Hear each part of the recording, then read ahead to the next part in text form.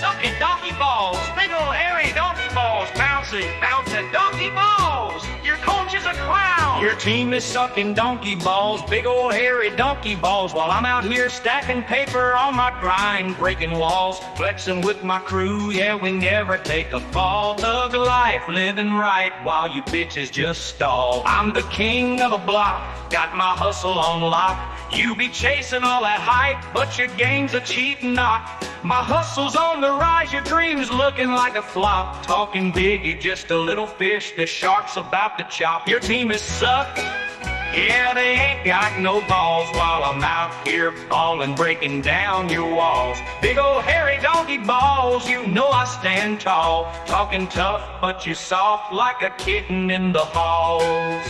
In the streets I roam deep, got my pride like a beast. You a feast for my rhymes, I'm a savage, not the least. Rolling with my nig, and we feast like a feast. I'm the lion in the jungle while you're just a little niece. You want the smoke, step to me, I'll put you on blast. Your whole squad's looking weak, like a joke, not a cast. I'm the real deal, baby, you just stuck in the past. While I'm flexing on the daily, always moving so fast. Your team is sucked, yeah, they ain't got no balls. While I'm out here falling, breaking down your walls. Big old hairy donkey balls, you know I stand tall. Talking tough, but you're soft like a kitten in the halls. Ain't no game that you can play when I'm spitting this heat. I'm the one who runs the street, you just follow my feet. Confidence on blast, you can't handle my fleet. While you sucking donkey balls, I'm the king of this beat.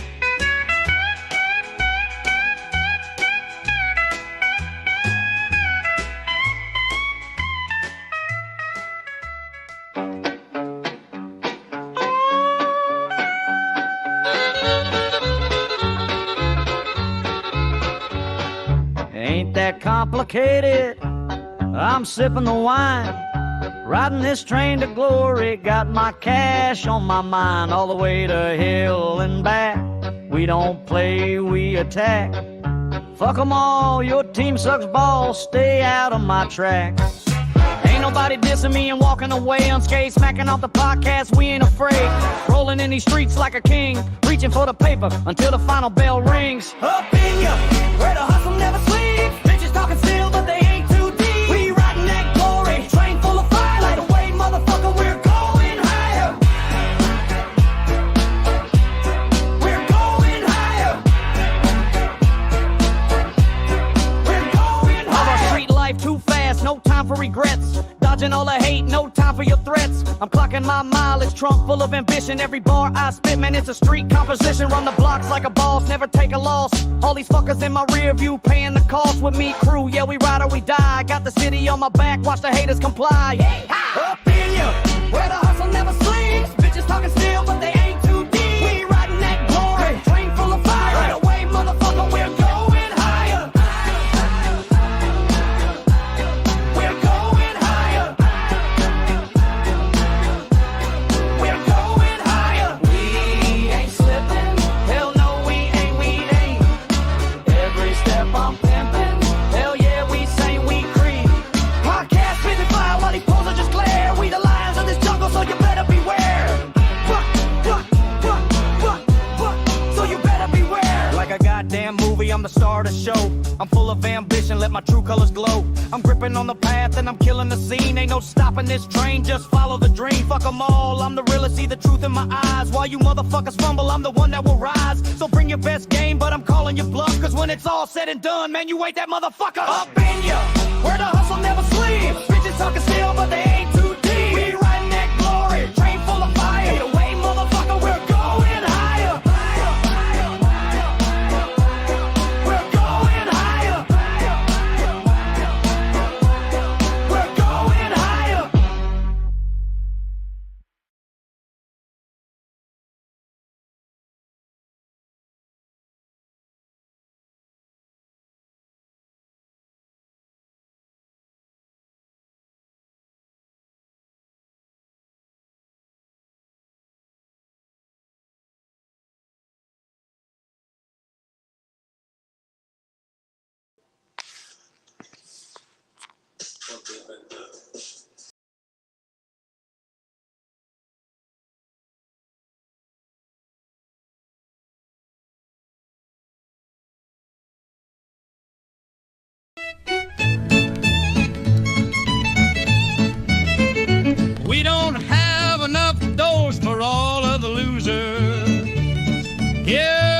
some of those we missed.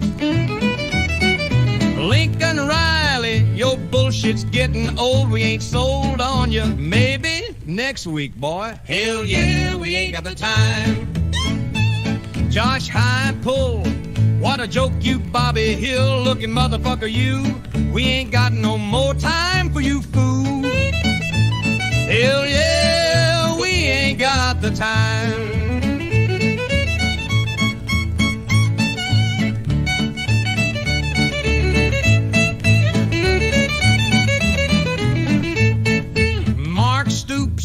Your team is poop. How you still got a job? Kentucky must be fools. Hell yeah, we ain't got the time.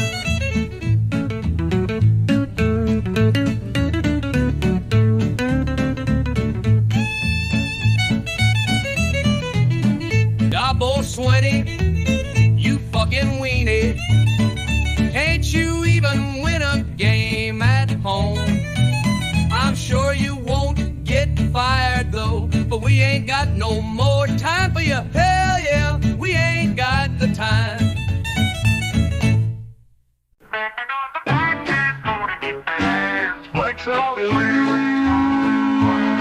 I'm the king of this shit, yeah, I'm built to last. Bitches trying to front, but they don't got the craft. Rolling with my crew, we move quick like a flash. Living that street life, making money, making cash. I hate your team, they weak, they just wanna crash. But I'm balling on a level, yo, I'm sipping on that sass. Smacking off the podcast, don't you step to me. Talking all that noise, but you're just a parody. Fuck your mama, know you hate my clarity. We live in thug life, that's the reality. I'm the voice of the streets, I'm the absolute truth. Got these fuckers shook, they just playing the sleuth. You claiming that you tough, but where's your proof? I'm flexing all these wannabes, I'm the living proof. Hard street living, always rolling deep. In the shadows making moves, never lose my sleep. My rhymes hit hard like a punch from the street. So fuck with me, you know you can't compete. Stacking off the podcast, don't you step to me. Talking all that noise, but you're just a parody. Fuck your mama, you know I did. We live in thug life, that ain't no shit.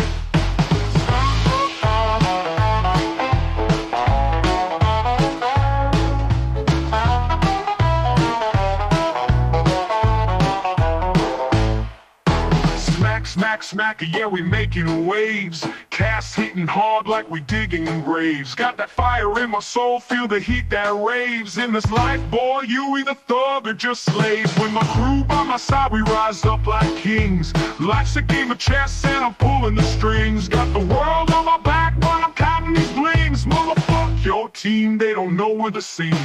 I'm the real deal, no imitation. Spitting raw truth, no hesitation.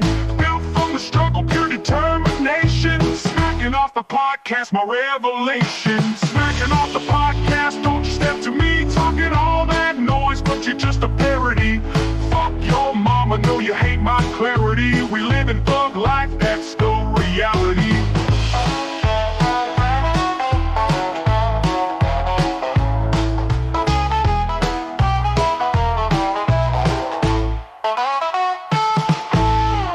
I'm the voice of the streets, I'm the absolute truth. Got these fuckers shook, they just playing the sleuth. You claiming that you tough, but where's your proof? I'm flexing on these wannabes, I'm the living proof. Hard street living, always rolling deep.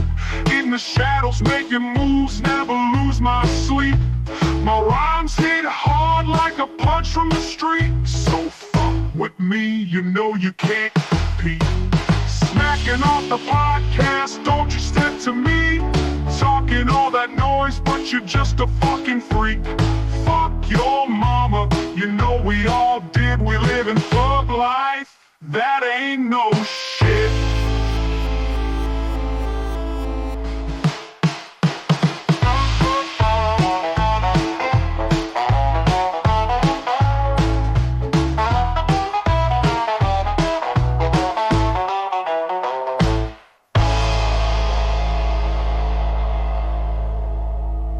But you daddy don't like.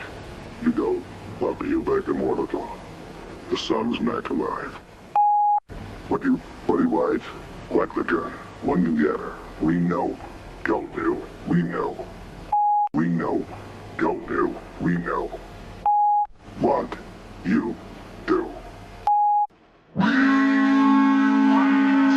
off the podcast, yeah, we making waves. Cash hitting hard like we digging graves. Got that fire in my soul, feel the heat that raves. In this life, boy, you either thug or just slave. With my crew by my side, we rise up like kings. Life's a game of chess and I'm pulling the strings. Got the world on my back while I'm counting these blings. Motherfuck your team, they don't know where the scene. I'm the real deal, no imitation. Spitting raw truth, no hesitation. Built from the struggle, pure determination. Smacking off the podcast, my revelation. Smacking off the podcast, don't step to me. Talking all that noise, but you're just a fucking freak.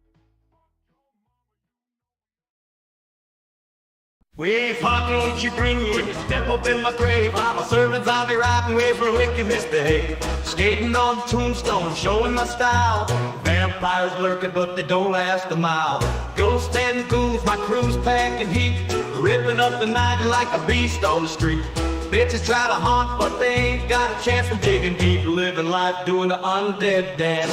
Surfing through the graveyard, fearless and bold.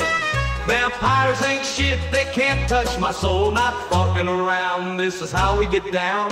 The surfing dead king of the underground. I'm riding high on a wave of black mist. Death in my system can't resist this twist. Ballin' like a boss while I spit these rhymes. Sipping on the grape juice, toasting to good times. We crashing through the night, zombies on the rise. Buried deep in the shadows, we're the ultimate surprise. Flesh-eating fiends, but we chillin' with finesse. You step up to my crew, better come correct, no less. Surfing through the graveyard, fearless and bold. Vampires ain't shit, they can't touch my soul. Not fucking around, this is how we get down. The surfing dead king of the underground.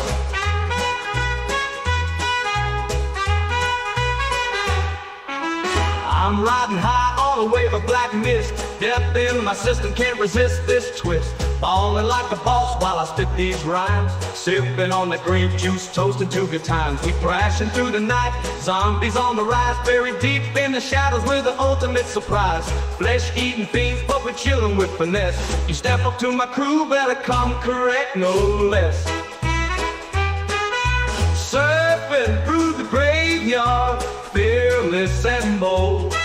Vampires ain't shit, they can't touch my soul. Not fucking around, this is how we get down. The surfing dead king of the underground.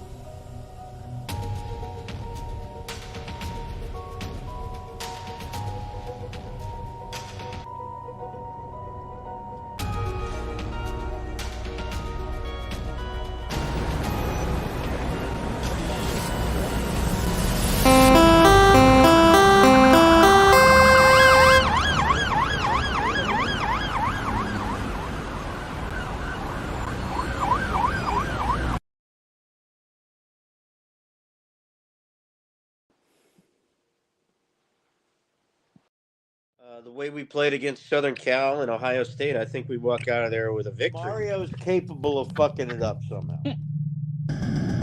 We have to be on game day. You know what that's going to be like. No. You don't play. Damn you, Ed. So I like that graphic. I look like Dr. Demento. I like that. I like Dr. Yeah, you noticed that too, didn't you? You're a dead man walking toward the unemployment line. Break your goddamn ass. You ain't nothing but a punk bitch. Fuck you and every goddamn thing you stand for. Blacking off the pub.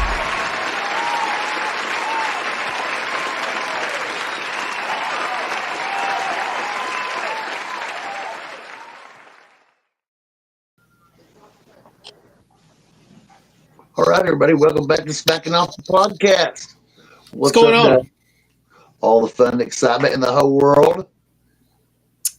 In the entire world. Absolutely. It's rivalry week. And I mean, there's some games that are not really rivalries, even though we probably call them that. You've got Miami going to Pitt. I mean, that shit didn't even happen last year. But there's a lot of annual games here. Man, we got a lot of people on the show. Let's start bringing them in one at a time. You want to? Let's do it, Dad. Sean. Gentlemen.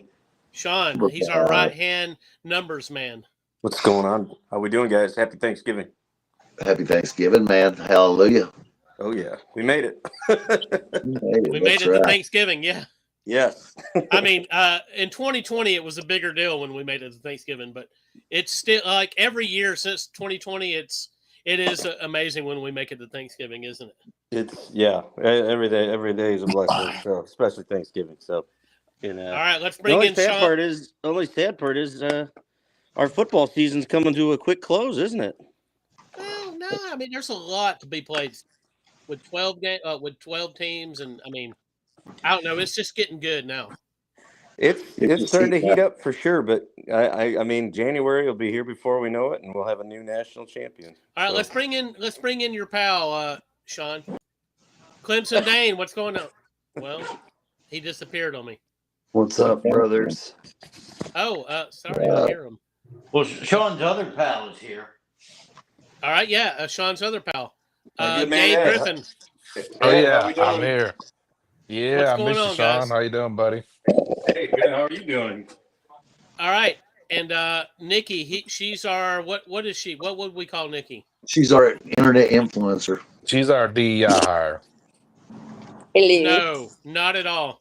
Hey, Diversity. you got to go after Gabe now, Nikki. She just called you our DEI hire. Yeah. Oh, God. You're going to beat him up after the podcast, aren't you?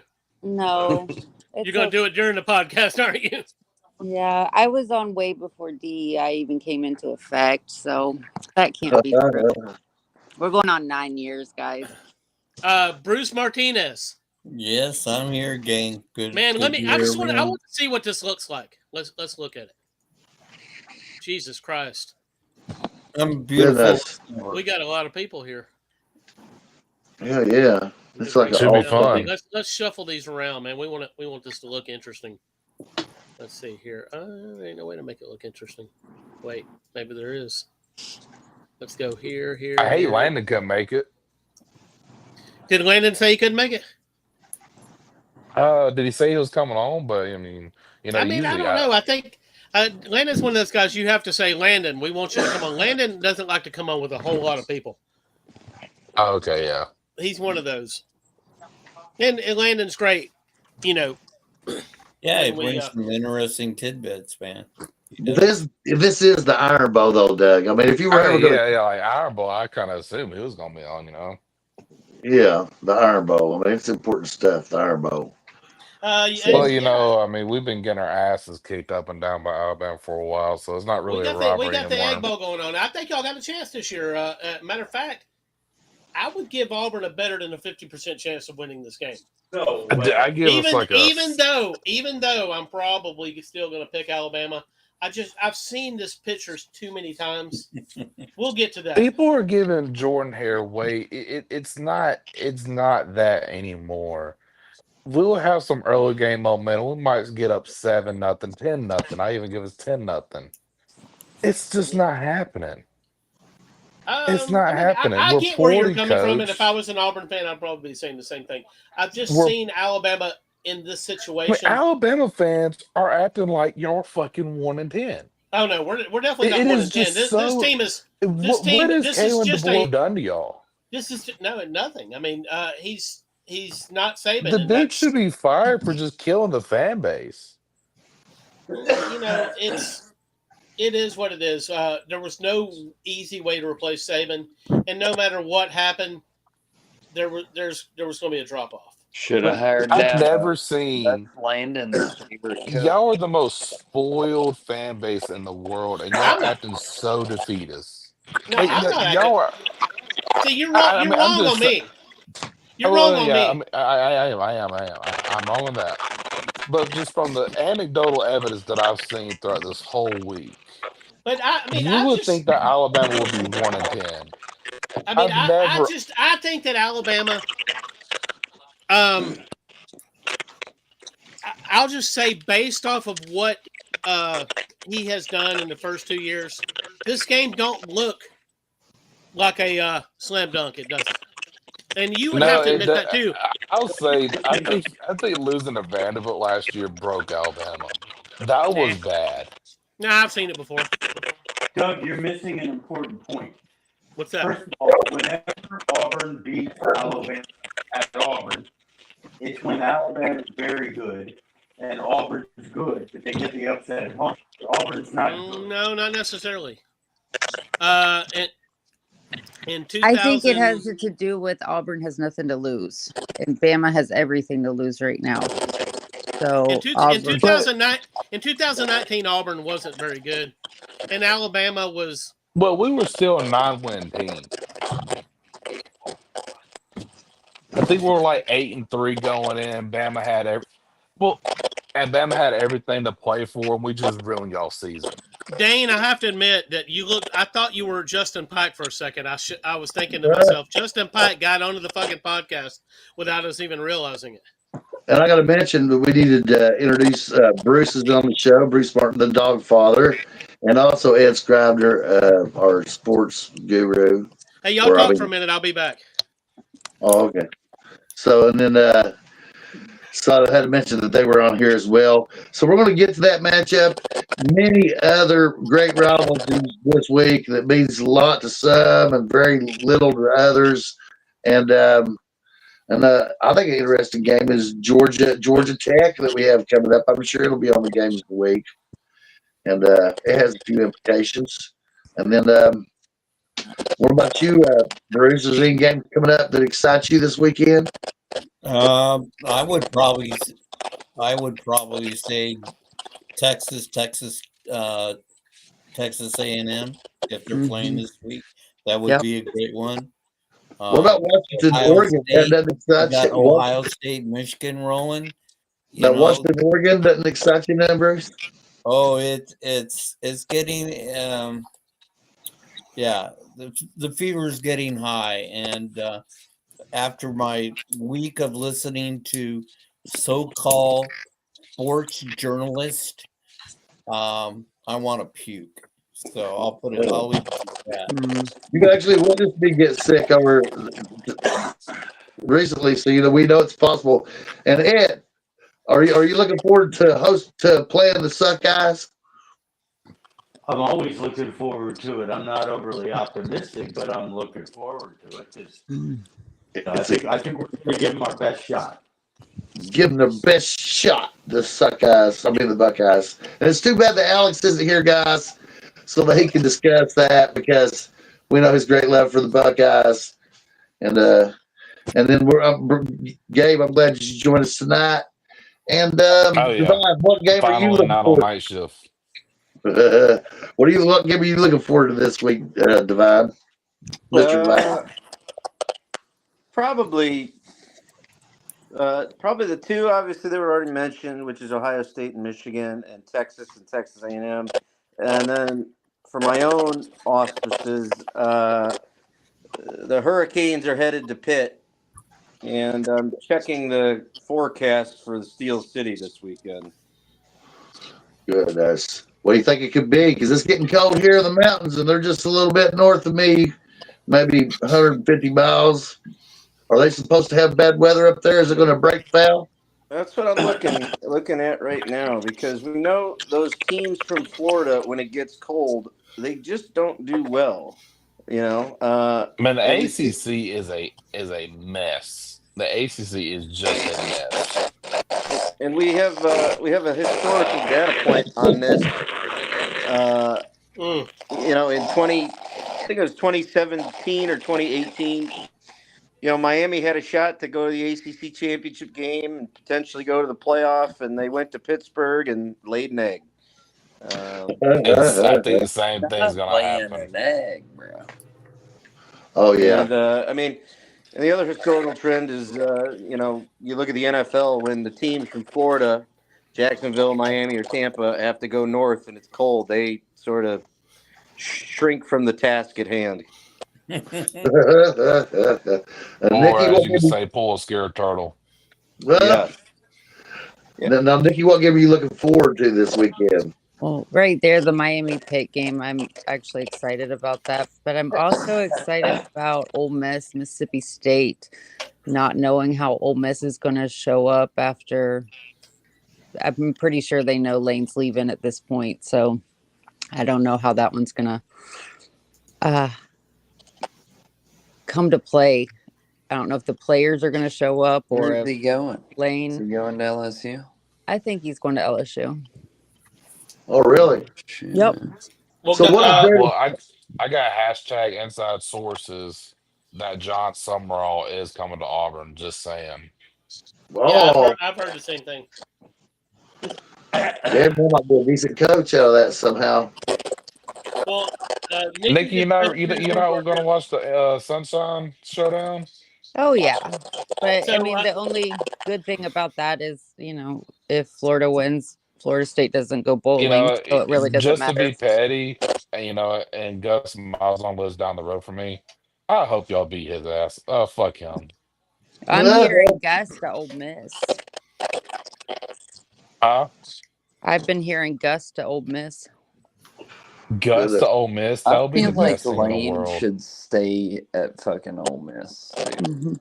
I think he should stay at Ole Miss, but I think if he stays, I don't. he'll get more high caliber players Just than to he pull a ever had. hypothetical, let's say he does.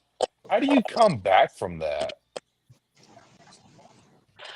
You Like, could you just say imagine it the was all awkward ass bullshit. meetings? Like, you know what I mean? Like, You talking about for outside. Florida or for the other programs that 1 and 2? Like, no, I'm saying that let's say Lane stays at Ole Miss. Could you imagine how awkward that shit would be?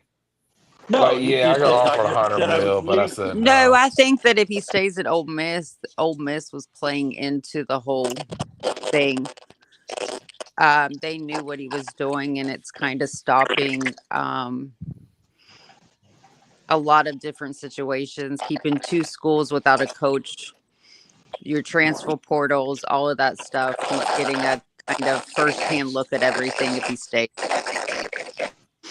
They've got to change Yeah. the transfer portal rules. They've got to change the transfer portal rules and the early signing period and everything. The ability of coaches to sign with other teams till after the playoffs. Something's got to be done about this. I know they've got all kinds of excuses, but it is destructive. I agree. Hey, is Brian Kelly coaching for Virginia Tech now?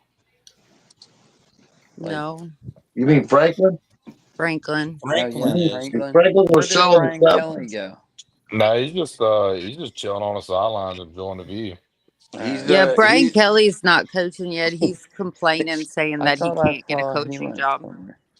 well, he's guys, in intense litigation with the regents at LSU, is what he's in. Well, they came to Jesus agreement Christ. today, but I hear it's because of they finally, I guess he helped cover up some type of an affair that went on at LSU. And if they don't pay him, then he's going to go. Public. Yeah. Oh And my I I guess God. would they venture decided. to say that is total bullshit. No, Pay it's the it man actually. money. I It can I actually believe it.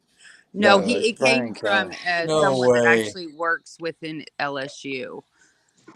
Like it's something that was really big. Hashtag inside sources. Yeah, It- it was Yeah, pretty yeah. big. It wasn't So pretty. LSU hires Lane for the $100 million. That will be out damn near $200 million on this shit. And what's Hiring funny is what whole they new rely on. staff. Yeah, they rely on their ex players and their boosters. And now these ex players are stepping up and saying, why would we want to stand behind Lane? He's showing that he's disloyal. And I'm like, you just stood behind Brian Kelly that left in the middle of the night from Notre Dame. You want to talk about being disloyal? I mean, now you're going to not support LSU because the guy's taking a better coaching job? I don't know. So they Well, could be out a lot more than just the buyout and Lane's contract. So let's get into these games, guys. We got a bunch of games, Or so go let's to get Florida or some shit. let's get into these Has games, Florida guys. hired? Let's do it.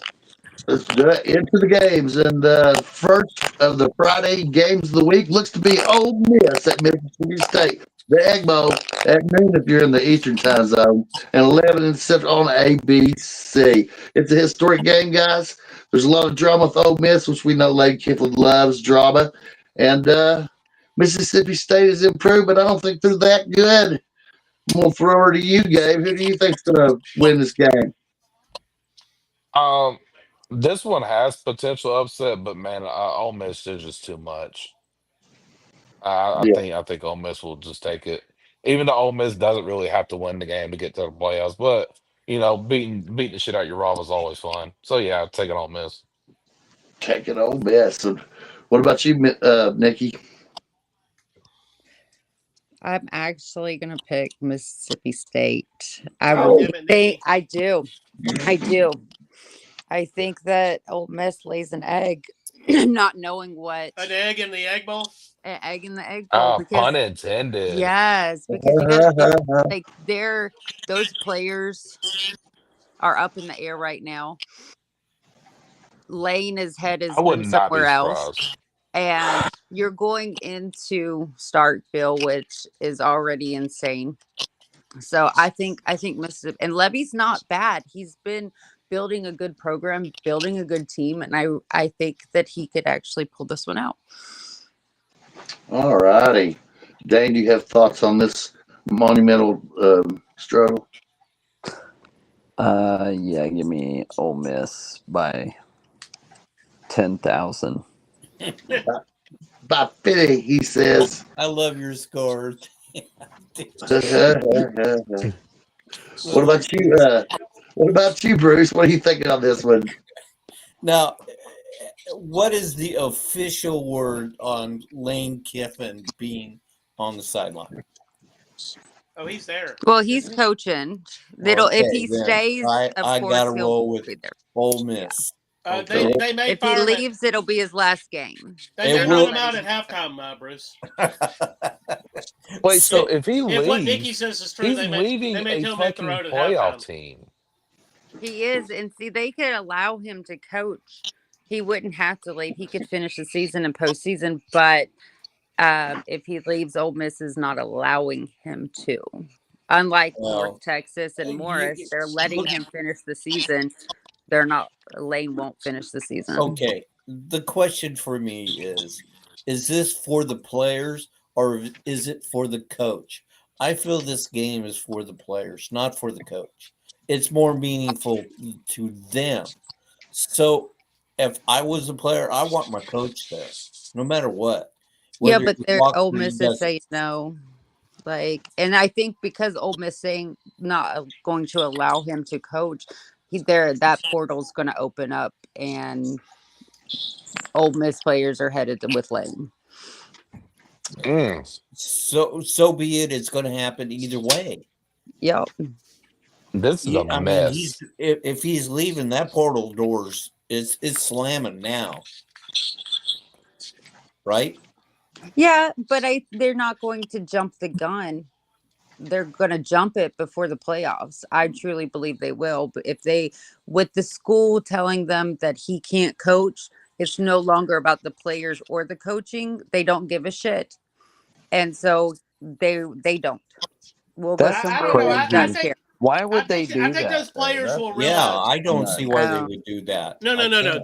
The players will realize they may never get in the playoffs again. You're right. That Yeah, could yeah. I happen. don't think they're gonna leave. I mean, Nope. even when Freeze got fired, every single Auburn player stayed. Even Cam Coleman. I mean, like people that had a chance to dip stayed because Well, they like can't. They why? can't yet because they haven't hired a new coach, so they I can't mean, even it's enter the true, portal yet but until they they may hire a never new get another coach. shot at this, Nikki. They may never get another shot at it. I don't know. I would be pretty pissy myself. I could see him not being I think happy. they'll rally. I think they'll rally. Well, Yeah, I think so too. and I Because like hope they they have a chance do. to win Like, a I national would love to championship. see them continue on and Yeah. have a monumental season even without him there. But I think it's going to put a lot on these players' backs. And I think this game, too, their heads are in, like, our coach is either leaving or I'm sure they know more than most. But, you We will know, definitely see if they come out flat and they're just getting drugged by Mississippi State, then we'll know. yeah. So who's next? Sounds to me like it's Sean. I called. What's I that? called Lane Kiffin this morning to inform him that he would no longer be the head coach of the Oakland Raiders. He's being fired with cause. Then he, in the middle of the night, he ran out of Knoxville. He got tarmacked by Pat Hayden at USC. Nick Saban ran him off during Bama's playoff run. So Yep. this is typical Lane Kiffin This behavior. is his revenge, Yep. right? And so, give me the cowbells. Upset City, baby. Yes. Mississippi State gets it done. They got close against Texas. They didn't get it done there. They're going to get it done in the Egg Bowl. Oh, I love that one. You've inspired me to make my pick, and so I'll just go ahead and say, just out of pure dislike of Lane Kiffin, I don't even care what the numbers say, but Mississippi State by 50. You got it, Doug. More cowbell. More cowbell. What are you thinking, Doug? Give me Ole Miss by 17. Okay.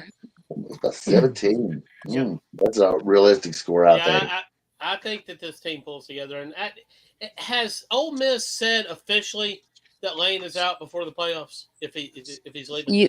They did. Oh man. So yeah, I mean, we'll see what happens. I think this team rallies right now, and I think they rally even if he's out. Is that There you everybody? go. I think that's everybody. So let's move on to the next Friday game of the week. How about Georgia? Well, Wait. We got to get there. Ed. So I agree that Ole Miss rallies, but it's late. And Mississippi State is ahead most of the game. Ole Miss pulls it out late, 34-30. God damn it, Ed. Always Ed. That's not part of my plan, Ed. It's always Ed. He rains on our parades. Georgia at Georgia Tech. What a monumental struggle, Doug. Georgia, how long have they been playing this game, Sean? Oh, forever. It's good old-fashioned clean hate is the title of this game. So, Sean, I know you know the answer to this. What decade would have been the biggest for this matchup? Oh boy, It's an interesting question, isn't it? Yeah, I mean, there's a couple of schools of thought. You could have the 40s and 50s when you had Wally Butts there at Athens against Bobby Dodd in Georgia Tech. Or you could even talk the 80s when, you got Vince Dooley going against Bobby Ross. Bobby Ross, the last coach to win a national title for Tech there in 90. So probably the 40s and 50s, I would say, for this rivalry. Could have been a big one this year if Georgia Tech could have taken care of business, couldn't it? Yeah, I mean, especially you'd have to lean towards the years when Georgia Tech was still part of the SEC. Oh yeah, for sure. Titanic stuff. All righty then. What are you thinking on this one, Dane? Man, I think He's picking Georgia Tech. Watch. It'll be a good ball game, but I think Georgia's just too good for Georgia Tech right God now. damn it, Dane. You're supposed to go with your ACC brethren there. Give me Georgia Tech by a field goal. You're serious? Yeah. It's a rivalry game, dude. I've seen Georgia Tech beat Georgia pretty So recently. you just If it changed was your at mind home- in the middle of the fucking sentence? Yeah, man. You changed his mind for him. If it was at home, I would pick I'm Tech, but towing the I'm going line here, Georgia. Doug. I need a race. He needs a raise. Mercedes-Benz will be 90% Georgia. Like the Tech completely sold out in their players. Well, they did it to make money. So by selling That's the game fucking to stupid. Mercedes-Benz Stadium, they earned an additional $10 million bonus by moving the Arthur game. Blank doesn't need any fucking money. Why would you do Everybody such? needs money. Everybody needs Gabe. money, even Hey, you, Auburn. there's no such thing as enough money. I promise you. Not with And- inflation and- and all that shit. It don't exist. And to answer Dr. Balls' question, this game was first played in 1893. All righty. That's been a little Did while, you guys. watch that game, Ed? Tell me this, Sean, and I bet Sean knows the answer to this too. What was Georgia the Bulldogs then? They were not. What were they? Georgia's first mascot was a goat. The Georgia Goats. And they had lost to Auburn in Atlanta, and so they butchered the goat and had a barbecue, and they ate the goat. And then a few years later, they played Yale. I doubt that's what They they did. literally ate their mascot. Yeah, they ate the goat. This is what Vince Dooley said. Dooley said. And Well, he then a was few probably years there, later, right? they played Yale and said we're going to be the Bulldogs of the South. So that's why they're the Bulldogs. How about Georgia Tech? That one I don't know. That's whether they're the Rambling Wreck or the Yellow Jackets. Or neither, right? Or I think they were the Golden Hurricane in the early 1900s. Sounds good. Sounds good. But do you really think all they did was eat the goat? Come on, they're Georgia. Supposedly that's all they You did. think was they fucked the they goat, barbecued it. Yeah, Nikki, did they fuck the goat they sure did. before they ate it, right? Yeah. We got special sauce, he said. The yak nut butter, Gator fans who live in cardboard boxes shouldn't throw stones. Yeah. We don't screw goats. Gators, I maybe. mean, all you got to do is Google Florida man. So Oh. That's awful. Nikki, do you know Florida man? I don't know him personally, but I would. He seems like a really cool guy. I lived down there for 10 years. I never met him, Sean. Me neither. He was probably my neighbor growing up. Florida man breaks into Burger King to bathe. Like that's odd. Like he was probably my neighbor growing up. He's special, but like Jerry's kids, is that what you're saying? Yeah. Or like You can look up your birthday, type in your can't figure birthday, out and what type it in is. Florida man, and some dumb shit will happen. Or some dumb shit did happen. Mm-hmm. Yeah, I know. All right, I who's look- going on this Georgia Tech game? I'll go real quick. Yeah, I agree with Doug. Georgia Tech shit in the sheets last week really pulls the luster off this. They moved the game from the flats over to the bird's nest. Give me the dogs by 17. Hell yeah. All right. Yeah, I'm going UGA 3 tutties. I want to pick Tech has let's pin zero Ed while we're thinking defense. about him. So, I was on the Georgia Tech bandwagon all season, but that defense is not good. Swiss Georgia 41-27. Nice. Did you pick Nikki? No, I want to pick Tech, but I can't after watching them last week. Like I can't. So I'm going Georgia by a good 2 touchdowns, maybe 3. Damn it, Jim. Bruce, did you pick? No, not yet. Georgia, Ugga. Have to go with Ugga. And I think the score is going to, as Dane would say, 50 to nothing. That's right. 40 to 27. Yeah. I think 50-0 could happen though. Dane, did you say that Notre Dame was going to win by 70? I swear someone did last week. I think Nikki did. Did I? Someone said Notre Dame by 70. Nikki said, like a gazillion to nothing. You something Yeah, like that. like it was weird, but There was some high number. yeah, But you were right. You were right. I was. All right, I guess I'll pick on it, and I think I got Georgia 21-10. Oh no. Doug, what do you got? This is one for the ages. I swear to God, we're going to believe through most of this game that Georgia Tech's going to win this game, but they're not. But they don't. But they're not. Georgia 13-10 in a 80s looking fucking game. Georgia will prevail in the end. Are you saying we're not going to get another 8 overtime special? No overtime. Georgia gets it done in regulation. Like it's a Friday game. Yeah. That was a hell of a game last year that they gave us. Hell yeah. Yep.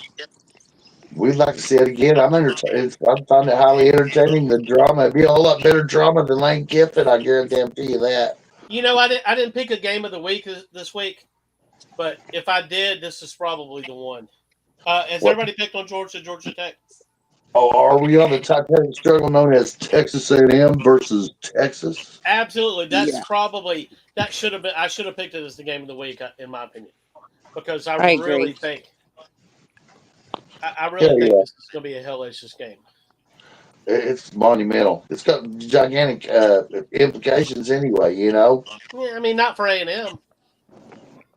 What do you mean? And not really for Texas either. Has Texas knocked themselves out of this? Yeah, I don't care. Yeah, Texas has 3 losses. There's too many 2 losses. They're not. And A&M's going no matter what. So. Yeah, A&M's going no matter. The only thing A&M's playing for is to finally, after what have they been in 13, 14 years in SEC, finally can get to Atlanta.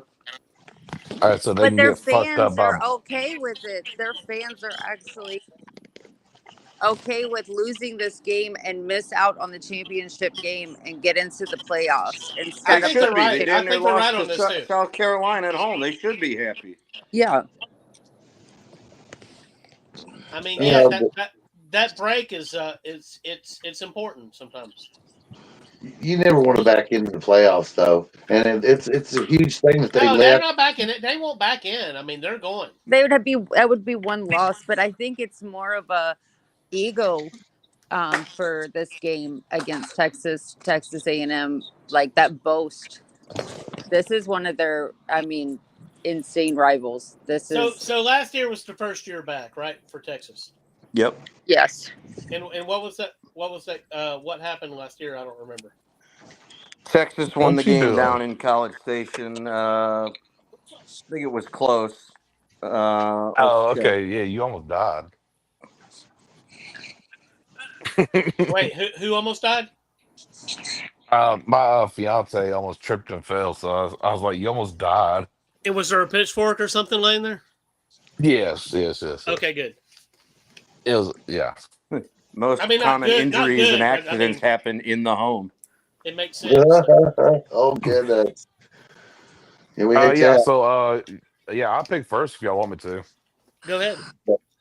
I'm going Texas. A&M, their defense I think is a little overrated, and they haven't really played anybody.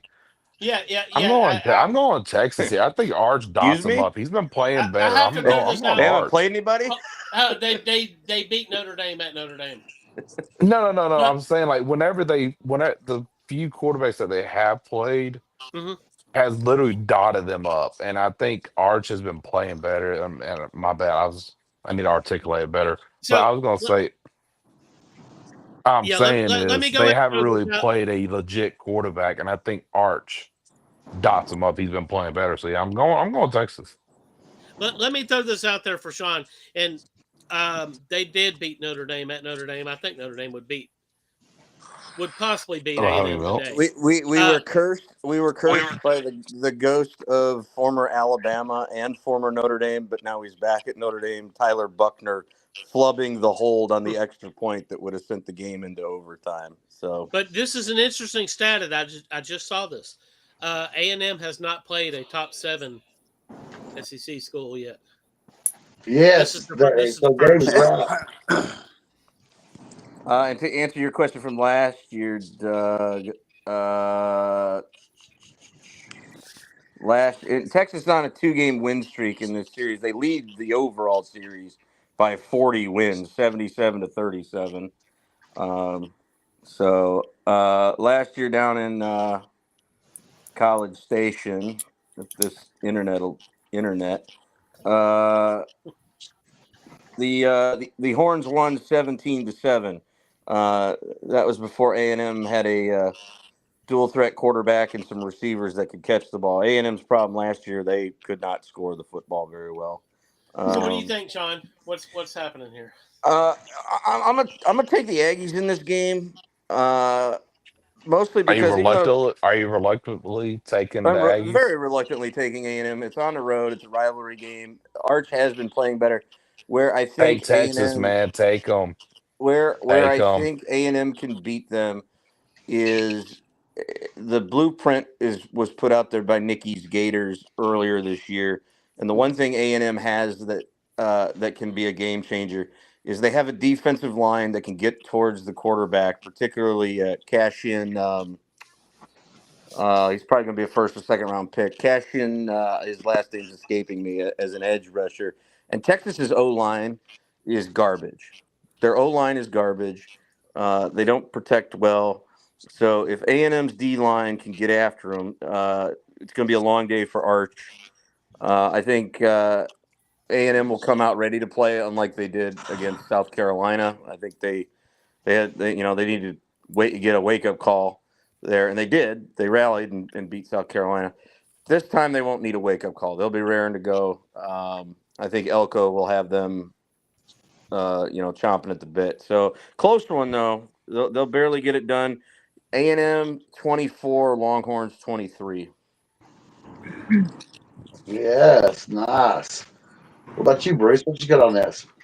I'm just, this is a real meaningful game for Mr. Shark. And I think he needs this one. Not that they're going to fire him, but his reputation there is really crumbling. And I don't, maybe in a year and a half, he could be gone if he doesn't win a game like this. Because this is a big one. Could be historically turning over and Texas A&M becoming a prominent source in the SEC. So I got Texas A&M to win, but boy, I'll tell you, the Shark needs this one. But it would be so apropos for Texas because Texas has been doing less with more forever. I mean, Charlie Strong, the end of the Mac Brown era, um, Fred Akers, that whole era. I mean, Texas has all the money in the world. And they get all the, Mm-hmm. 5 stars in the world. And yet they've really only got 3 national titles. They claim 4, but, that fourth one's a bit shady business. Hey, Doug, I need my theme song because we have 9. God damn it! Do I really have to pull that up? I don't know if I can. Auburn had a Here, you mean just pizza sing? party last week for all their made up national titles. Congrats! Yeah, hey, Gabe, you want me to sing it? Sing a bar of it? Yeah, you can sing it. No, I ain't doing it. Oh, come on. I don't remember it. God damn it! It's like we have 9 national championships. So fuck, it's something like that. It was funny. Yeah. Yeah. Stick it up in you. Oh, goodness. It was really cool that Auburn could award those national titles given by the Dothan Times last week. I mean, hey, it really is timing. I think if they'd have done this like 50 years ago, I think people would be buying it today. The time passes just too far. They might have had too much honor back then to claim fake national titles, though, Doug. I mean, I'll admit, back in the teens, in the 19 teens, it's anybody's guess who was actually a national champion. There really were none.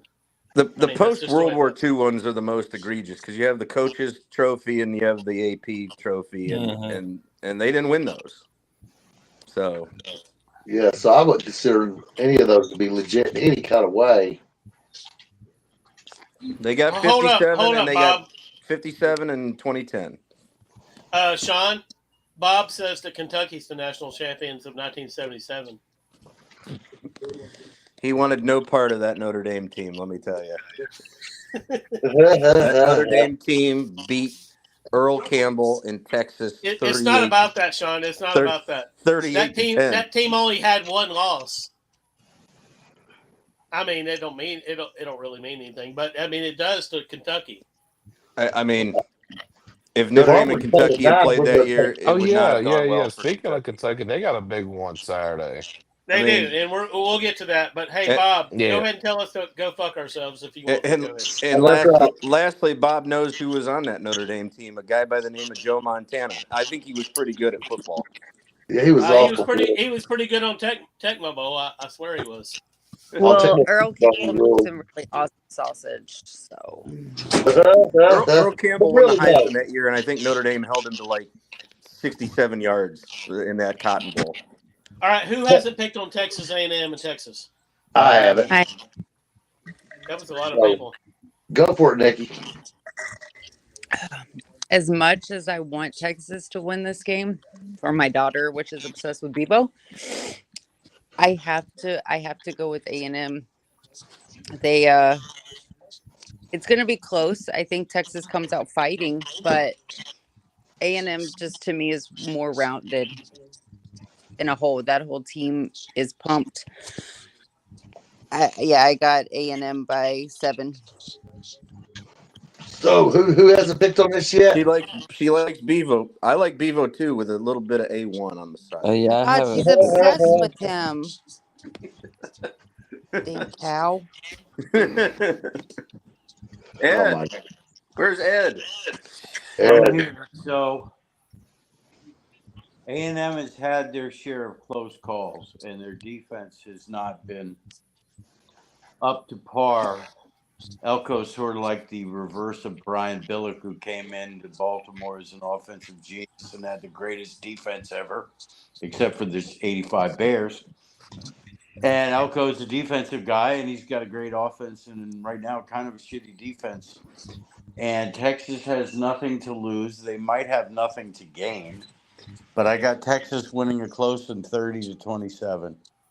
Ow. Well, I haven't picked, so I'm going to go ahead and pick. And I think that A&M left the Big 12 so they didn't have to live under the machinations of Texas. And now they're stuck with Texas. And they're going to have to fuck him up if they want any legitimacy. And the only thing that gives them any chance is Elko. They finally, as we know, they've gotten rid of Jimbo Fisher. And I think it's a different era there. And this is their chance. And I think Sarkisian has hit his ceiling regardless of what talent he has. So this year, A&M beats Texas in a close one, 24-23. Man. What are you thinking, Doug? You guys know how much I love Sark. That guy's my fucking spirit animal, you know? Dane, have you went? I haven't. Go ahead. Because of the cocaine and the strip clubs. All the important shit. Only the cocaine. I don't do strip clubs. That's gross. He's cleaned up his life. Get out of here with a strip club. It's cocaine and I think Sark is too. I was talking about Dane. Dane, what's going to happen here, Dane? Like I said, man, you guys know how I feel about Sark. I believe in Sark, and that Manning kid's not that bad. He's getting his shit together.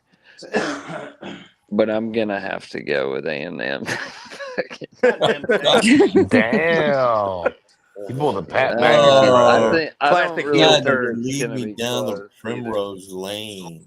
I think it'll be like 21-3 or something. Really? It'll be a convincing defeat.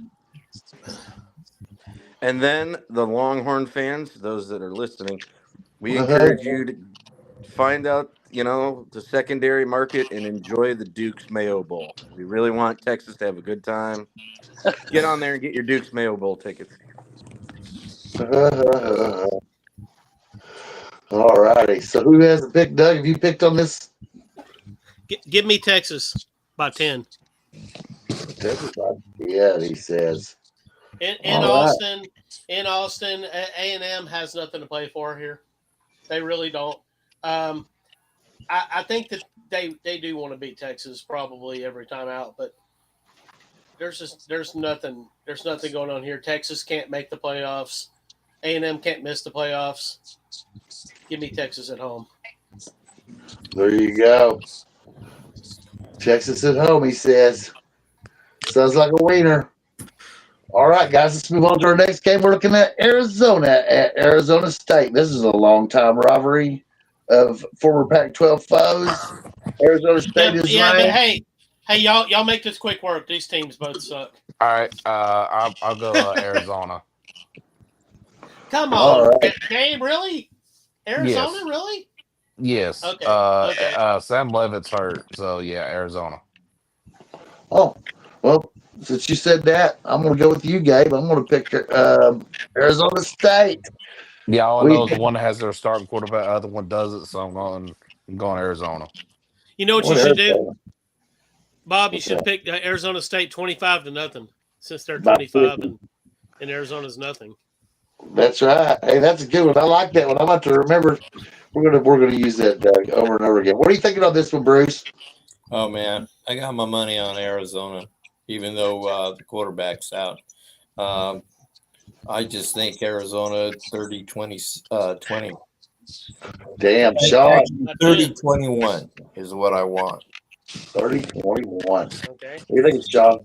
Not only the quarterback being out, but Arizona's putting together a little late season run. It's not going to matter this year, but they'll be a team we talk about in preseason next summer. So yeah, give me Arizona upsetting the Sun Devils there. And Arizona surprisingly is the favorite going into this game. Not by a lot; it's by a point, but they are the favorite, and they'll move up. They'll go up the road from Tucson to Tempe, take care of the Sun Devils, and it'll be a springboard for them next 2026. Austin Nah. Powers not going to be happy, huh? No. Sorry, Austin Parrish, not Austin Powers. Austin Powers is cooler than Austin Parrish. All Agreed. righty. Ed, what you think about this one? You know, I'm surprised that Arizona State's looked pretty good with their quarterback out. Arizona's been down this year. I got Arizona State 30-17. Damn it, Dave. Dave. What game am I picking this time? Arizona. The Sorry, dude. Territorial Cup, a Oh, battle of shit. Arizona. This is a big one in Arizona, Dane. Oh man, Arizona. Oh, Hey, Sean. it's at Arizona State. Yeah, it's in Tempe.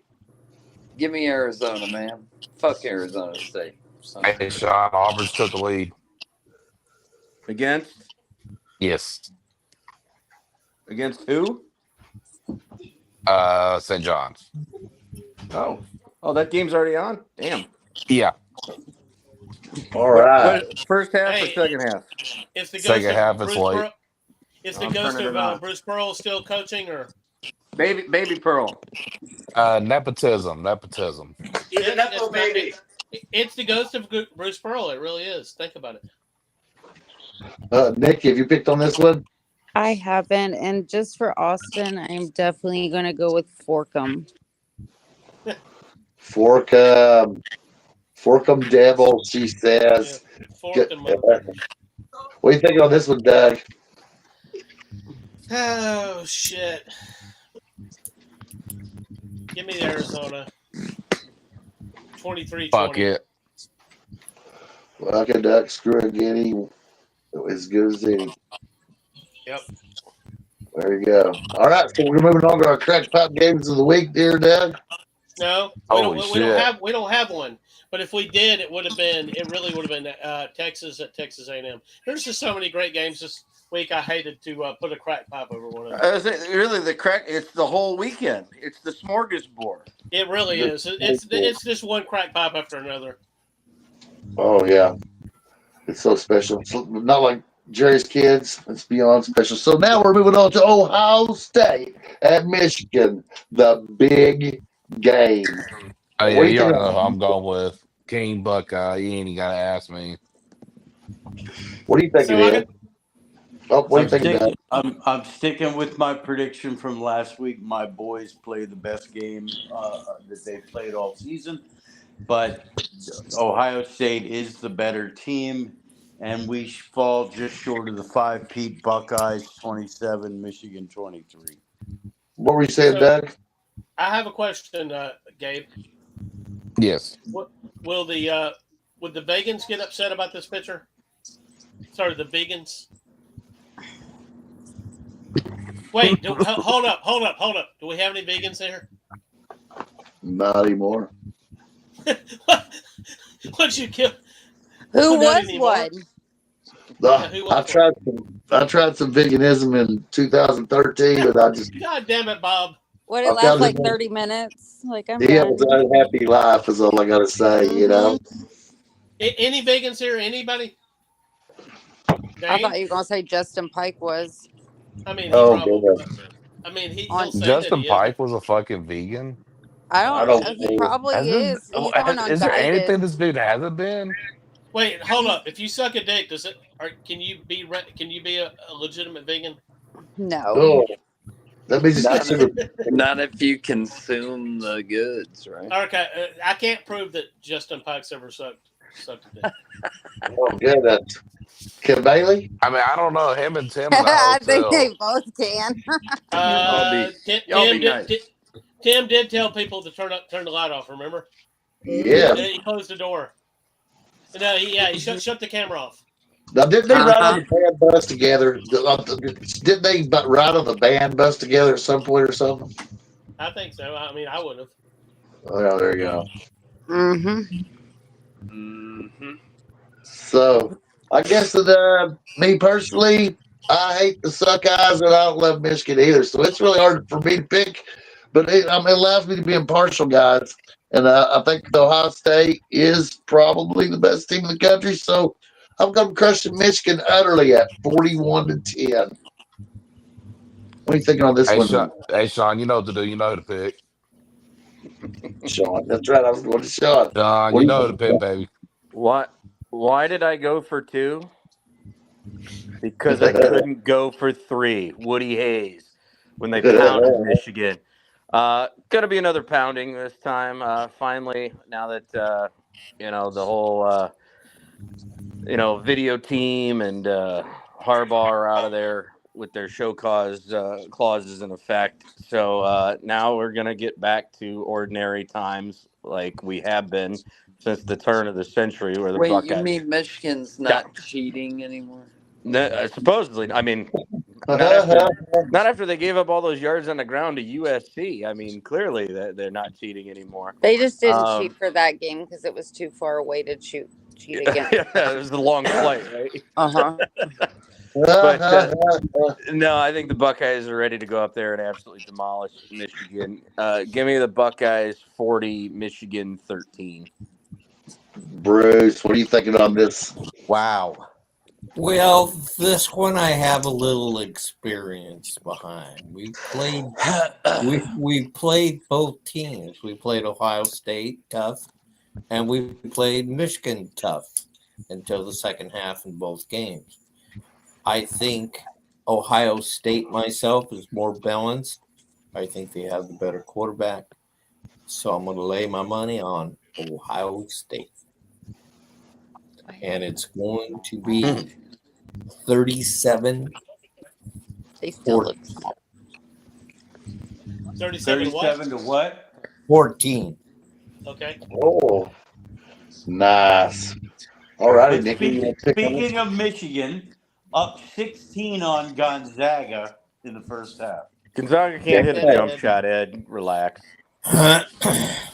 Wait, Gonzaga was favored. Gonzaga is ice cold from the field. They can't hit a jump shot right now. Yeah. Scoring is what makes you win or lose, though, in that sport. If they can't score, the Michigan looks like they'll be pretty good. And what are you thinking? What's your early prediction for Michigan? I think they're a legitimate Final Four contender because they got quality bigs and shooters. Damn it. Which means they're going to get bounced the first weekend of the tournament. There you go. Dane, what do you got on this game? Michigan, Ohio State.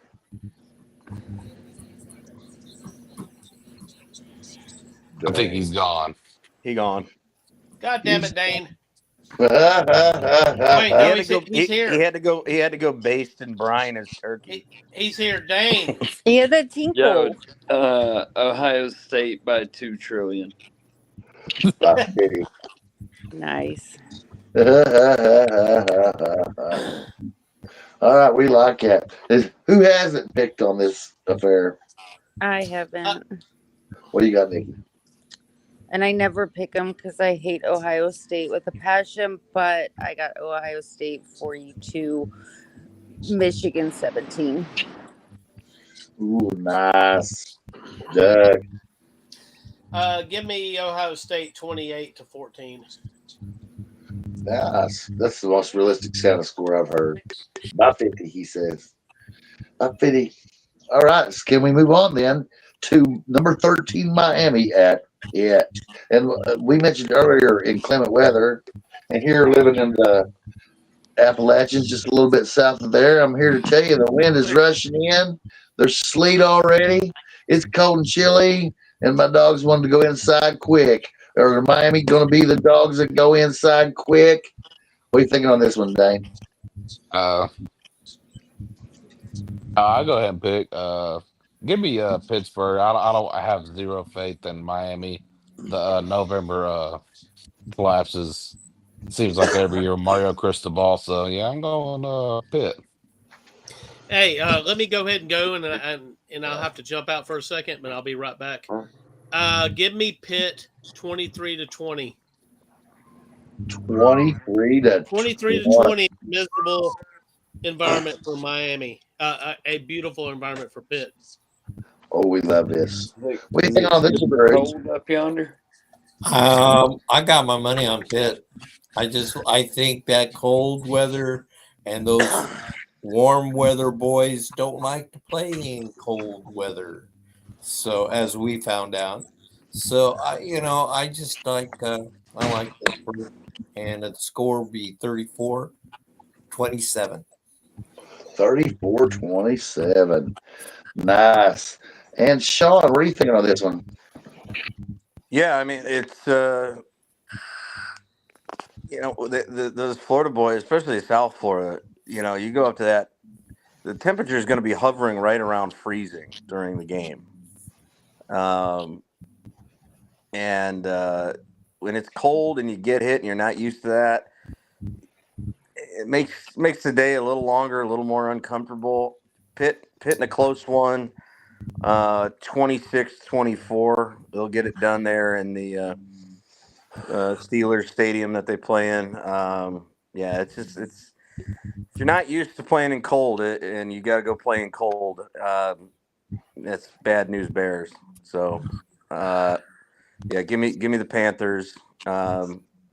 Maybe Narduzzi was right. Maybe he was only focusing on the ACC games. I don't know, but from one week to the next, talk about a total Uno reverse card. You're at home, you're playing Notre Dame, you don't care. It's a non-conference game, and you get your brains beat in. The next week, you're at Georgia Tech, a good Georgia Tech team with Haynes King. It's a conference game, and you handle them. I mean, they really only made one mistake, and that was on Narduzzi himself. You're up 14 with 7 minutes to go. You punt that football. You don't try to call that fake punt. And the kid slipped, and and unfortunately, college still has that silly rule where when you're down, you're down. I mean, they need to get rid of time to join the NFL. If no one touches you, you should be able to get back up and run. But yeah, I like Pitt in this game. By 2, they get a last-second field goal to crush Miami's dreams, and Miami will go to the Pop-Tarts Bowl. Nikki, what are you thinking on this one? I'm still sticking with Miami, and I'm going with 21-17. All right. Good on this one, Ed. Nikki's taking the Jew. So there you all go again, talking about how Pitt is good. And I think it was even Sean that said, wait a minute, Narduzzi's just playing mind games here with the Notre Dame game. So Pitt's at home, and Pitt's fucking great again. So Miami wins, but not as badly as Notre Dame beat up on them. 31-23 Canes. Remember, Damn. when it gets below 60 degrees, the Canes think a blizzard is coming through, and it's going to be 34 degrees at kickoff. So expect when you see the Cane players out there, they are going to be bundled upon bundled. They had some offensive line earlier in the year, and it just fell off. I was shocked by that with the coach's background as an offensive line coach that they fell off so much because they looked dominant early in the year against the first few teams they played, and if they can't own the line of scrimmage in a game like this, then they're going to lose. So, me personally, I've got to pick Pitt 21-20. I like that So, score, Bob. you like that score? Yeah, it's pretty close to mine. I feel like it's going to be something like that. Yeah, it's gonna be a struggle. It's gonna be like a Jefferson Pilot struggle, like Vanderbilt versus Kentucky in like '94. You know what I'm saying? Yep. Yeah. They Gabe, you out there? Yeah, I'm here. What's up? You better go get a couple of rolls of Charmin, man. And get ready to go over. Looks like Auburn's going to win this one. Oh God. We're on the Clemson, South Carolina, guys. Oh yeah, I'm going at no, South this one's Carolina. gonna be terrible.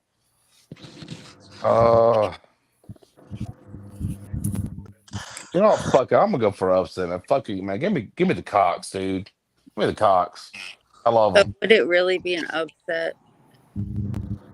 When you're getting cock, I guess everything's all right when you go with the Cox, right? Yeah, I mean, you know. Clemson has nothing more to play for. They handled Furman, the mighty Furman Paladins, last week to get bowl eligible. Thanks for the reminder, Sean. They are bowl eligible. That was the last pizza party Dabo's going to have in the regular season. He might get one after the bowl game, but yeah, give me Lenora Sellers and the Cox. Are they Big gonna old fire Cox. Dabo? No, you can't fire Dabo. He won 2 national titles at Clemson. He's got Jesus won't let them fire president emeritus status if you bring Clemson. He'll bow out before he gets fired. I promise you. So him going to Arkansas isn't out of the question. Why would you leave Clemson? I don't know, but I'm just throwing that out. Arkansas already hired somebody. Redheaded Russian. Did they? Yeah, the redheaded Russian. Sean, Auburn's up 8 with a minute left. Yeah, I told you. Get your toilet paper ready, man. You guys are gonna win this. Oh, I think he's talking about the Iron Bowl. I was like, no, Johnny's. I mean, I was about to say. I mean, hey, look, I'm always down for a good time, but god damn it, man, you're talking about language. I'm talking about the hoops, man. Y'all are gonna win this. You tickle my pickle there. Sorry. Clemson Dane, have you picked on this very big Clemson South Carolina game? No, I haven't. Come on, come at us. I don't know if I should pick on it, man. Pizza party. Pizza party. No, it's not Pizza not gonna be party. a problem.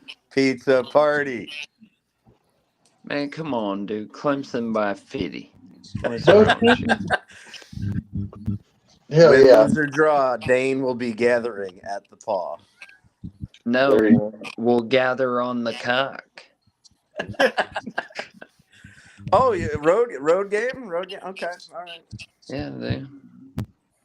Hell yeah. Dane, are you going to go down to the Willie B for this one? No, I went last time we played down there and we won. I don't want to fuck up a good streak, so. Nikki, have you picked on this one? No, I'm going USC. Clemson just I don't know. USC close. They show up every once in a while. They looked pretty decent against A&M until they didn't look decent in the second half. They collapsed. Like it was bad. So but I think Clemson is. Yeah, sorry, Dane. They're kind of rough this year. I'm Do you going remember? Hey, South Do you Robert. remember? Carolina. Remember Very our strange. preseason Because shows when we were talking Cade Klubnik for the Heisman? Remember that? yeah, man. Yeah. Yeah, that's my fault. Blame it all on me. And Sellers. You need to stop. And Sellers, People had yeah. Sellers going to, up for the Heisman as well. Both of Wait, these wait. quarterbacks preseason were Gabe, who needs Heisman to stop?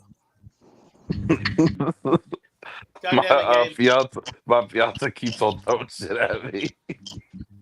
So I That's Bruce, all say you right. need to stop. Hey, tell her she's got our permission to keep going. Look, she's got the toilet paper ready, Sean. So Are we're you not guys going to. are you guys a unified household or a divided household?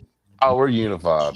Unified. Very good. Very God good. damn it, Yeah, Gabe. Gabe, you won't date an Alabama girl, we're will you? all losers in this household. Gabe, you won't date an Alabama girl, will you? Gabe. I have, and it was horrible. It didn't work that well, huh? Just too high expectations. My women went to war there. You know that? That's the one. That's the worst She was one. expecting a 5-star. I was a low rated 1-star. Oh shit, Gabe. You know what? Hey, Dane, because Dane, this is the Palmetto Bowl. Will the Tigers be wearing the orange breeches? Absolutely, sir. I love it. I do love that. We need Yeah, to bring they, in the purples. Well, hey, let they me wore go them ahead and go. against Furman, Get it which done. is Get it. ironic. Hey, while y'all are all thinking about this, let me go ahead and go. Give me Clemson, 25-24, with a last-second field goal. My opinion, he And says. meet at the and then meet at the cock. Good bet. Right. Clemson does, if memory serves, they have a pretty good kicker. And Bruce, who do you got on this one? I got South Carolina. I think they God damn it, they Bruce. don't want to end the season looking like shit like they did against Texas A&M, and they just don't want to lay an egg. But I think it's going to be 30-20 for South Carolina. And Doug, I'm with you on the close game on this one. I think that Clemson's he's going to try to redeem himself a little bit, and there's no way that I can ride with the cog due to my extreme sexuality. So I'm going to Dude, pick. I had to go with the Cox. You had to go with the Cogs. I He had to go was with the born. Cox, man. Had a hat to say Cogs. That was South Carolina, but But yeah, hopefully the Cox doesn't shrivel up and pull a scare turtle on me. there you go. Listen, I tell you, the day they don't want me coaching at little old Clemson, I'll just pack up my stuff and go find something else to do. Yeah, and I heard he went over to Arkansas. Good. Dane, is the story false, Dane? That's fake fucking news, dude. Come God on, damn bro. it, Dane! You're I always heard. gonna tell it. I thought I saw a rumor that Dabo's going to Penn State. Damn that. That don't sound like a good fit to me. That sounds like a perfect fit. for this show, that sounds like a perfect fit. Let's go with that second, Gabe. So here's why it's a perfect fit is because they're guilty of great sins, and it hasn't been very long. They really need some redemption, so they can bring Clemson in there, and he can they can bring Dabo in there, and like Hugh Freeze, he can baptize everybody and make it all right. Hey, look, the funniest thing that ever happened at Auburn, we had a Jew and a freaking pedophile baptizing kids at Auburn. Oh, I know we made it at Auburn. We The made it funniest thing in the world. We made it a core thing of our show for over 2 years. Would you all agree? Yeah. It was important to us. Strange times. All right, let's pick this next game because I have to make a Commonwealth reference Cup. to a good friend. Dr. Balls, lead the way on this one. This is one near and dear to your heart. All right, so I'm going to do it then. We're talking about Kentucky at Louisville, a game that had to be forced by the governor of Kentucky, right? And there's bitterness here. There's hatred, right? And there's also ineptness and incompetence, right? You had one team that could have been competent in the SEC and at least had a bowl game. You got another team that was in the top 5 at one time, right? And they literally blew it. And they're at Louisville, which really doesn't matter because Kentucky fans can get any stadium they want to get in. We just seem to show up somehow, right? and the hatred can ooze into them from all over the state because nobody outside Louisville loves Louisville. I've never seen a motherfucker outside of Louisville wearing a Louisville hat.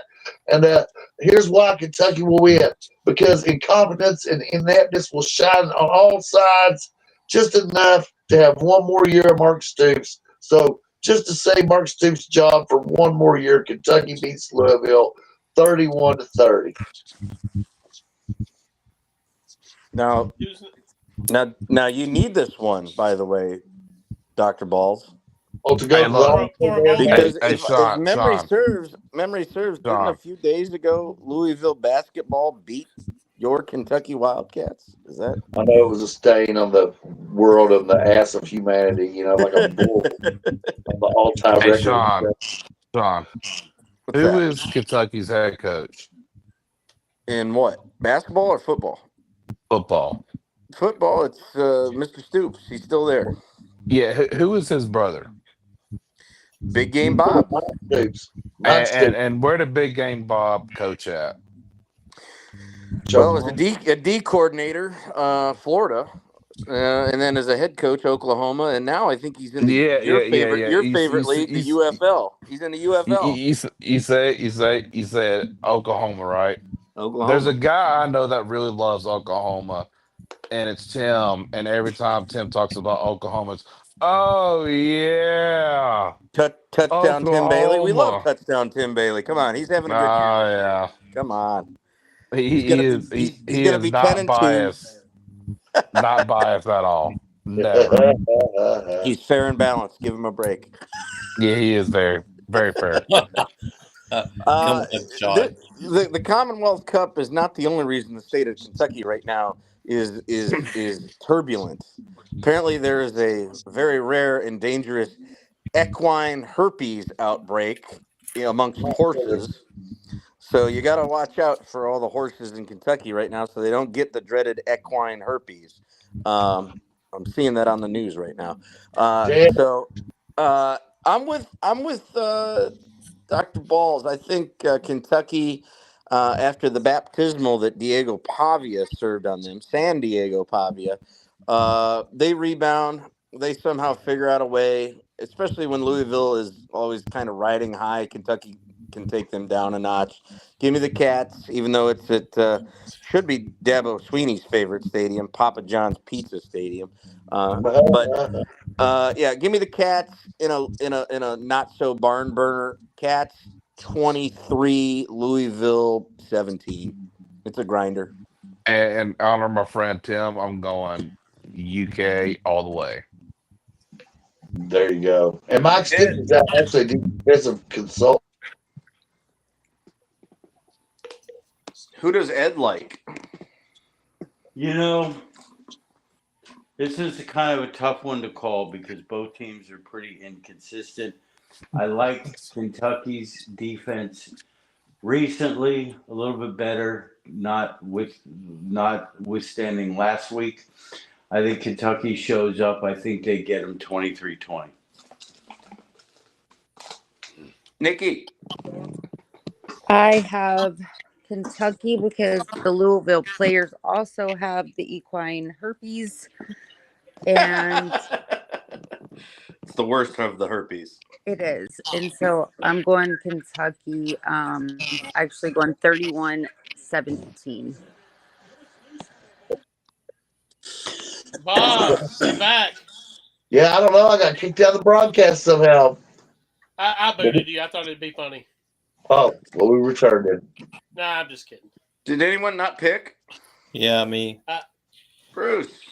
I'm going to go with my good buddy Bob tonight and go with Kentucky.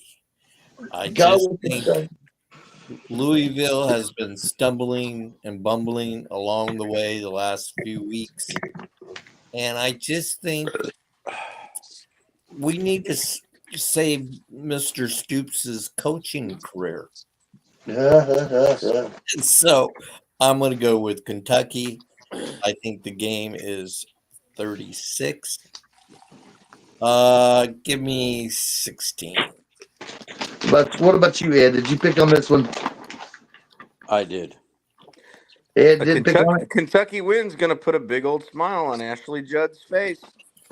Oh, she needs that because she's relatively unpopular in Kentucky for her what we consider to be very extreme views and stances on things. But But she, she loves her some Big Blue Nation, Bob. Come on. she does love her some big blue nation. So when she's at Rep Arena, that's a great thing. We love to see her in the stands, her big smile on the face. But really, her mother's the hottest to all of them.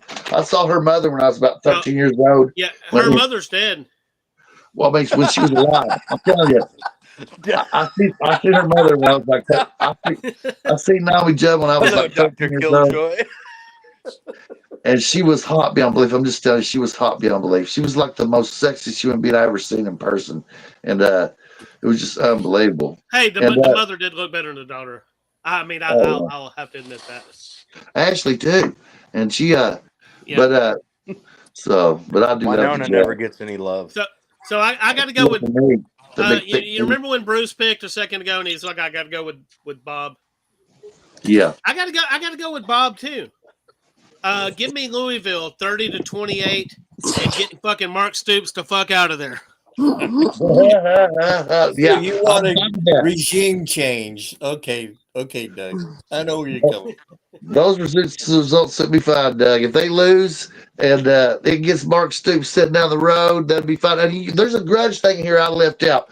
So, the former recruiting coordinator and associate head coach of Kentucky, Vince Marrow, is now in the same position at Louisville. It's almost as bad as Rick Pitino having went to Louisville. So there's some real. I mean, the grudge in this game goes through the coaching staff, and Stoops and Marrow followed each other through their whole coaching careers through Youngstown State, Akron, on and on and on. And they've been together. They might even been together on the Iowa staff with Vince Marrow as a tight end coach. So there's some serious rivalry going on here, and Stoops is going to pull out all the stops to save his job and to fight Vince Marrow. So there's some personal shit going on here, guys. Who hasn't gone? Now, Bob, Nobody hasn't gone. what's Kentucky's record? 5-6. That's added in. You know, Kentucky needs this game. They need to win this game so they go bowling. So that's the other. That's what I thought. When I checked it, I think Monday. That's incentive for these kids at Kentucky. Louisville's already got a bowl locked up. Not a great bowl, but they got a bowl. It's not a great bowl, but it's a bowl. They're going bowling. Kentucky needs a bowl, and they're going to get it done. They're going to get to 6-6. They will go bowling, and maybe Gabe will see them. They might go to the Birmingham Bowl. That was a pretty good trump there, Sean. That was a pretty good trump, Sean. I don't know what you're talking about, Doug. All righty, then, guys. Let's move on to this long-lasting, forever matchup known as Oregon at Washington, which is an interesting game for me. What are you thinking on it, Bruce? Man, this is a game that I'm waiting for. I've been waiting for a long time.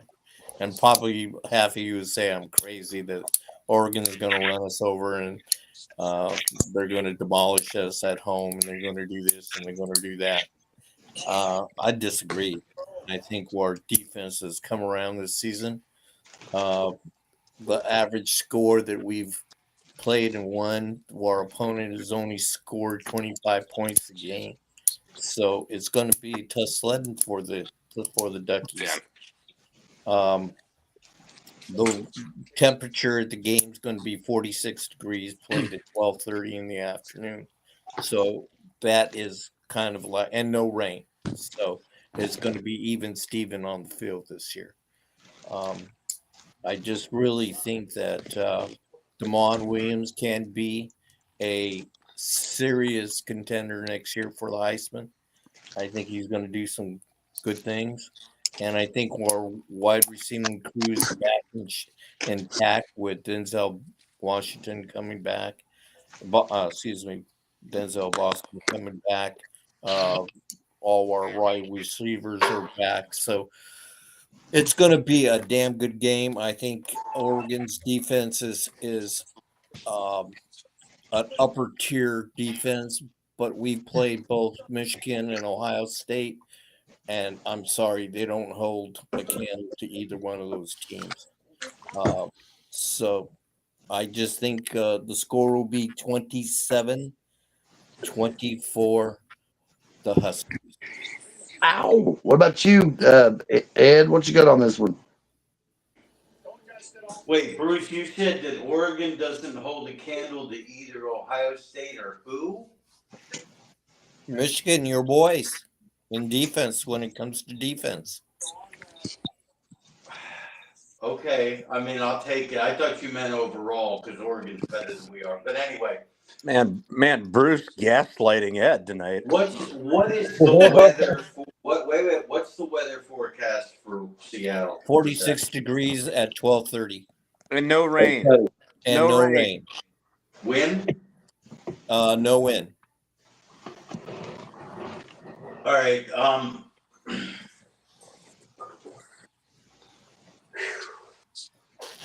I want to pick Washington, but I got a feeling Oregon's going to pull it out 30-27. I mean, if I look on paper, Oregon should win. I really do. But you're playing in our house and it's fucking noisy. Gabe. And Sean knows this game is not a gimme for the Ducks. Don't get me wrong. It's not. Gabe, tell us about this one. Me? Yeah. Gabe I'm going with absolutely loves him some former Pac-12 rival football. He stays up late to watch Pac-12, Big 12, ACC. Yeah, I do. after dark. Me and Sean, I usually fall asleep. I usually fail the objective, but I might have to go with the Huskies here. I like their team. They're I've at home. watched too many Washington games, but I'm going with the home team here. I think they pull it out. I love to be a good upset in a rivalry weekend. So yeah, I'm going Seattle. I'm going Antifa Seattle. We're gonna protest it up and have a good time. You're gonna hang out in We're the gonna have a chop. good old liberal showdown. You're Portland gonna hang out in the versus chop. Seattle. Yeah, chop. Yeah, we're gonna Chop. Chop it up. yeah. So yeah, we're going Antifa Seattle beats Portland Seattle. Okay, so I think Dane got arrested and he left. Then he got arrested. He's gone. He was doing things you shouldn't do down there in Greenville, South Carolina. Nikki, did Nikki go on this one? Nikki hasn't picked on this one.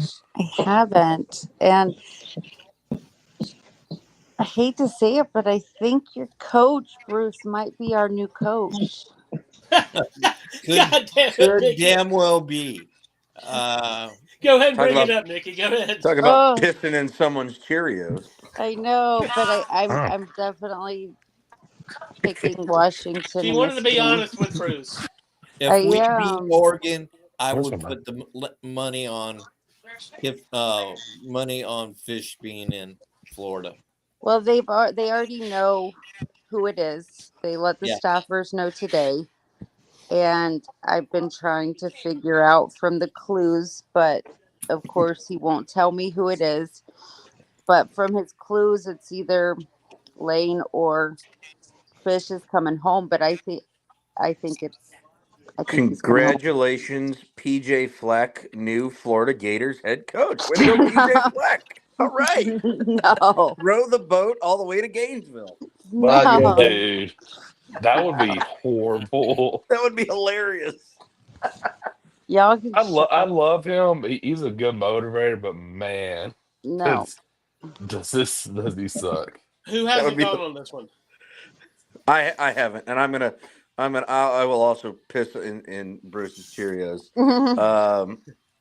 I cannot pick a team that scores 10 points against Wisconsin. Can't do it. Won't do it.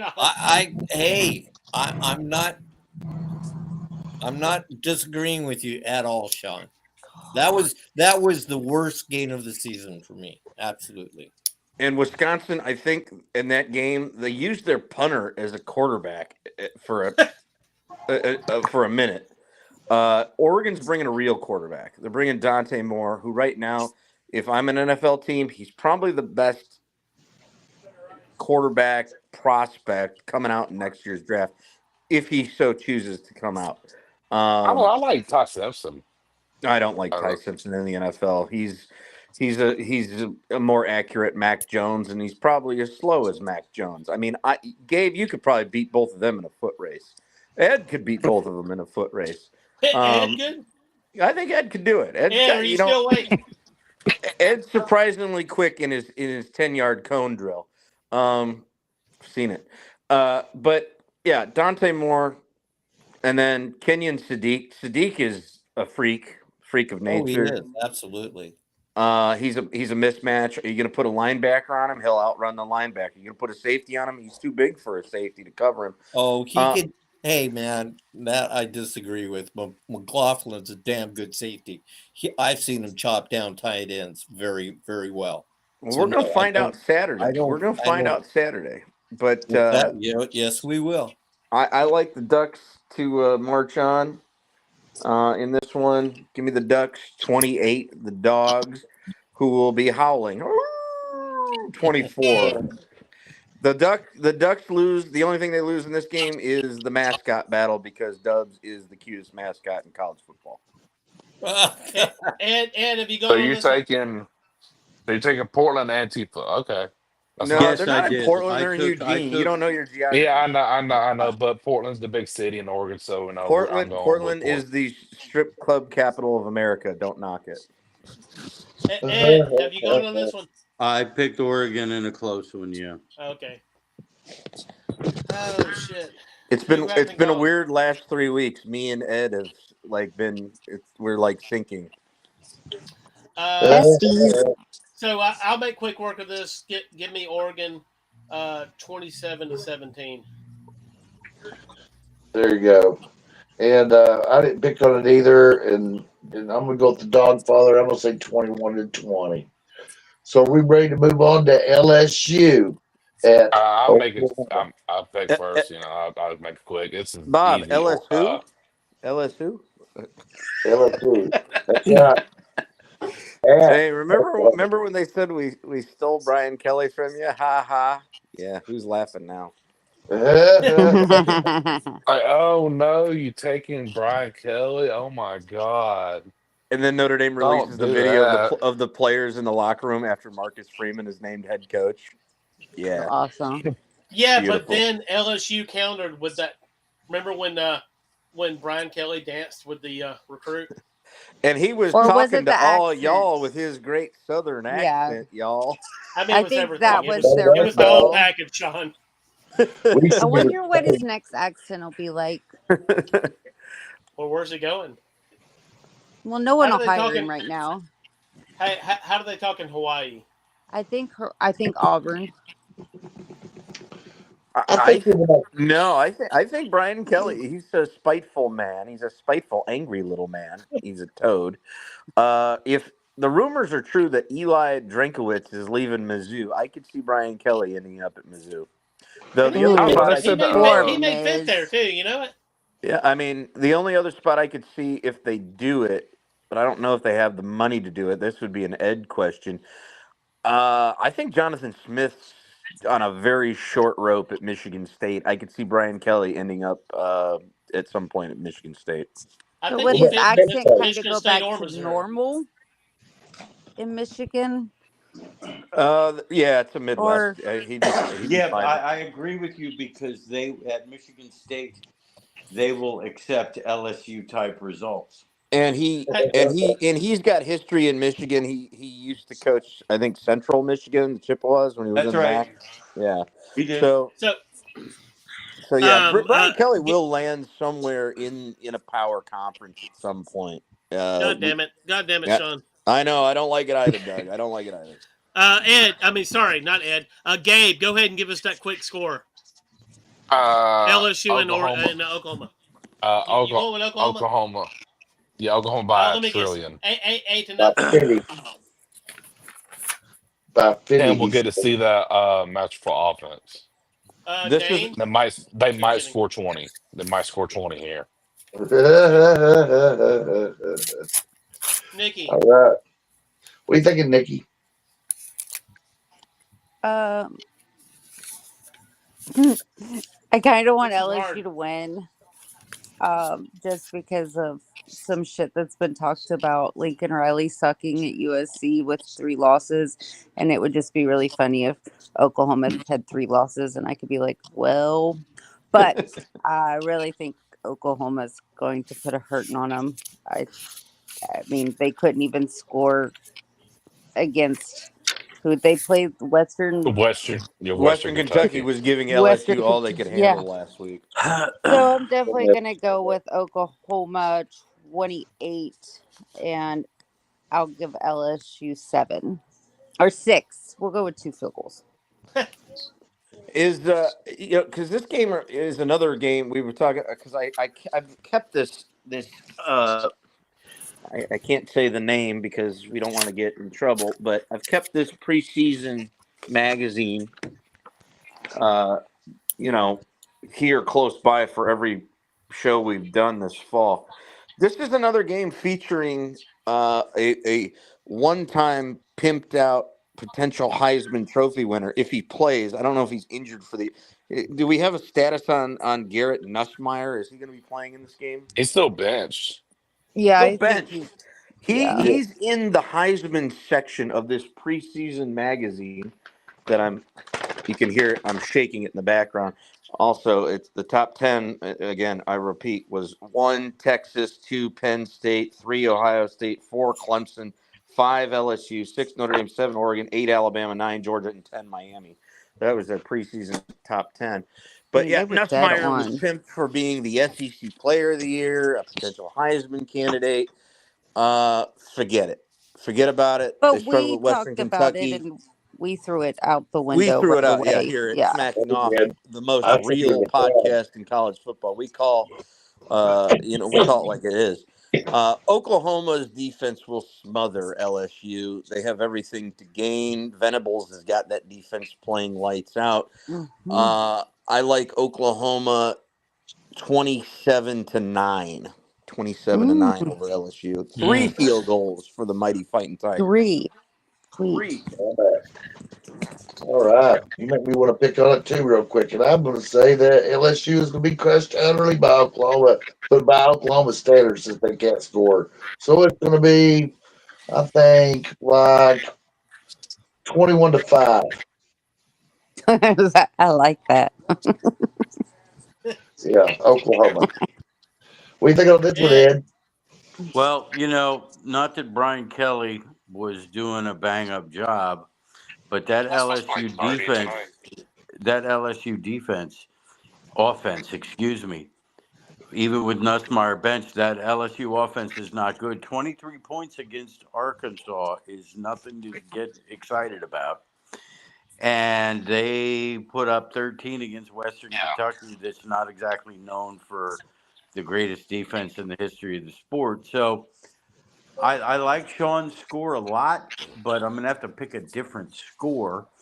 I'm going to say 24-10, Oklahoma. 24-10, he says. All right. And let's see who else. Bruce, have you picked on this one? No. What you got? I got Oklahoma on this one, and it's not going to be close.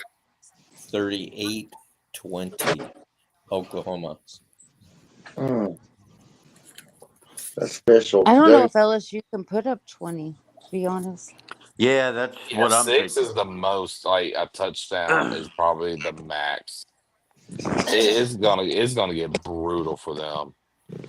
Like Game's Brutal. in Western Norman, right? Kentucky should have won that game Yeah. if they don't go for it twice in the red zone. Yeah, it's gonna be crazy in Norman because they're on the verge of punching the Yeah, and this is like playoff ticket. BV's coaching for his job basically. No, I mean no. I'd say now that with the season he's put together, I think BV is entrenched in Norman. I think he's Yeah, Yeah. solid. but if he loses this one, like he's the Oh, the if he skill loses is this turned. one, yeah, then Yeah, the yeah, skill is all turned bets back are off. on. Yeah, absolutely. But I mean, I don't think any of us see LSU. No. Auburn could probably beat LSU by 20 right now. That's how bad they are. They must be pretty bad because they are pretty bad because Auburn couldn't score. They was, it's the They most couldn't score on predictable. Kentucky, could they? No. So, Ron, it's Yeah, funny. like, I know dude, we're one of our last suicide shows of was the season, but optional. like, remember the first show when the season, like we the Clemson LSU game? Like, man, both these teams could be there at the end, and you go, man, neither of these teams are there at the end. It's really. So who hasn't gone on this one? Okay, nobody except me. Yeah. Oklahoma takes the week off. Wins 10-6. They play all their backups. All right. So this next one's really Oh, now exciting to me, guys. This Vanderbilt. could have been our crackpot game of the week. It really could have. this is such a sexy game. We love this Absolutely. game, especially for one of our key listeners and contributors on the chat.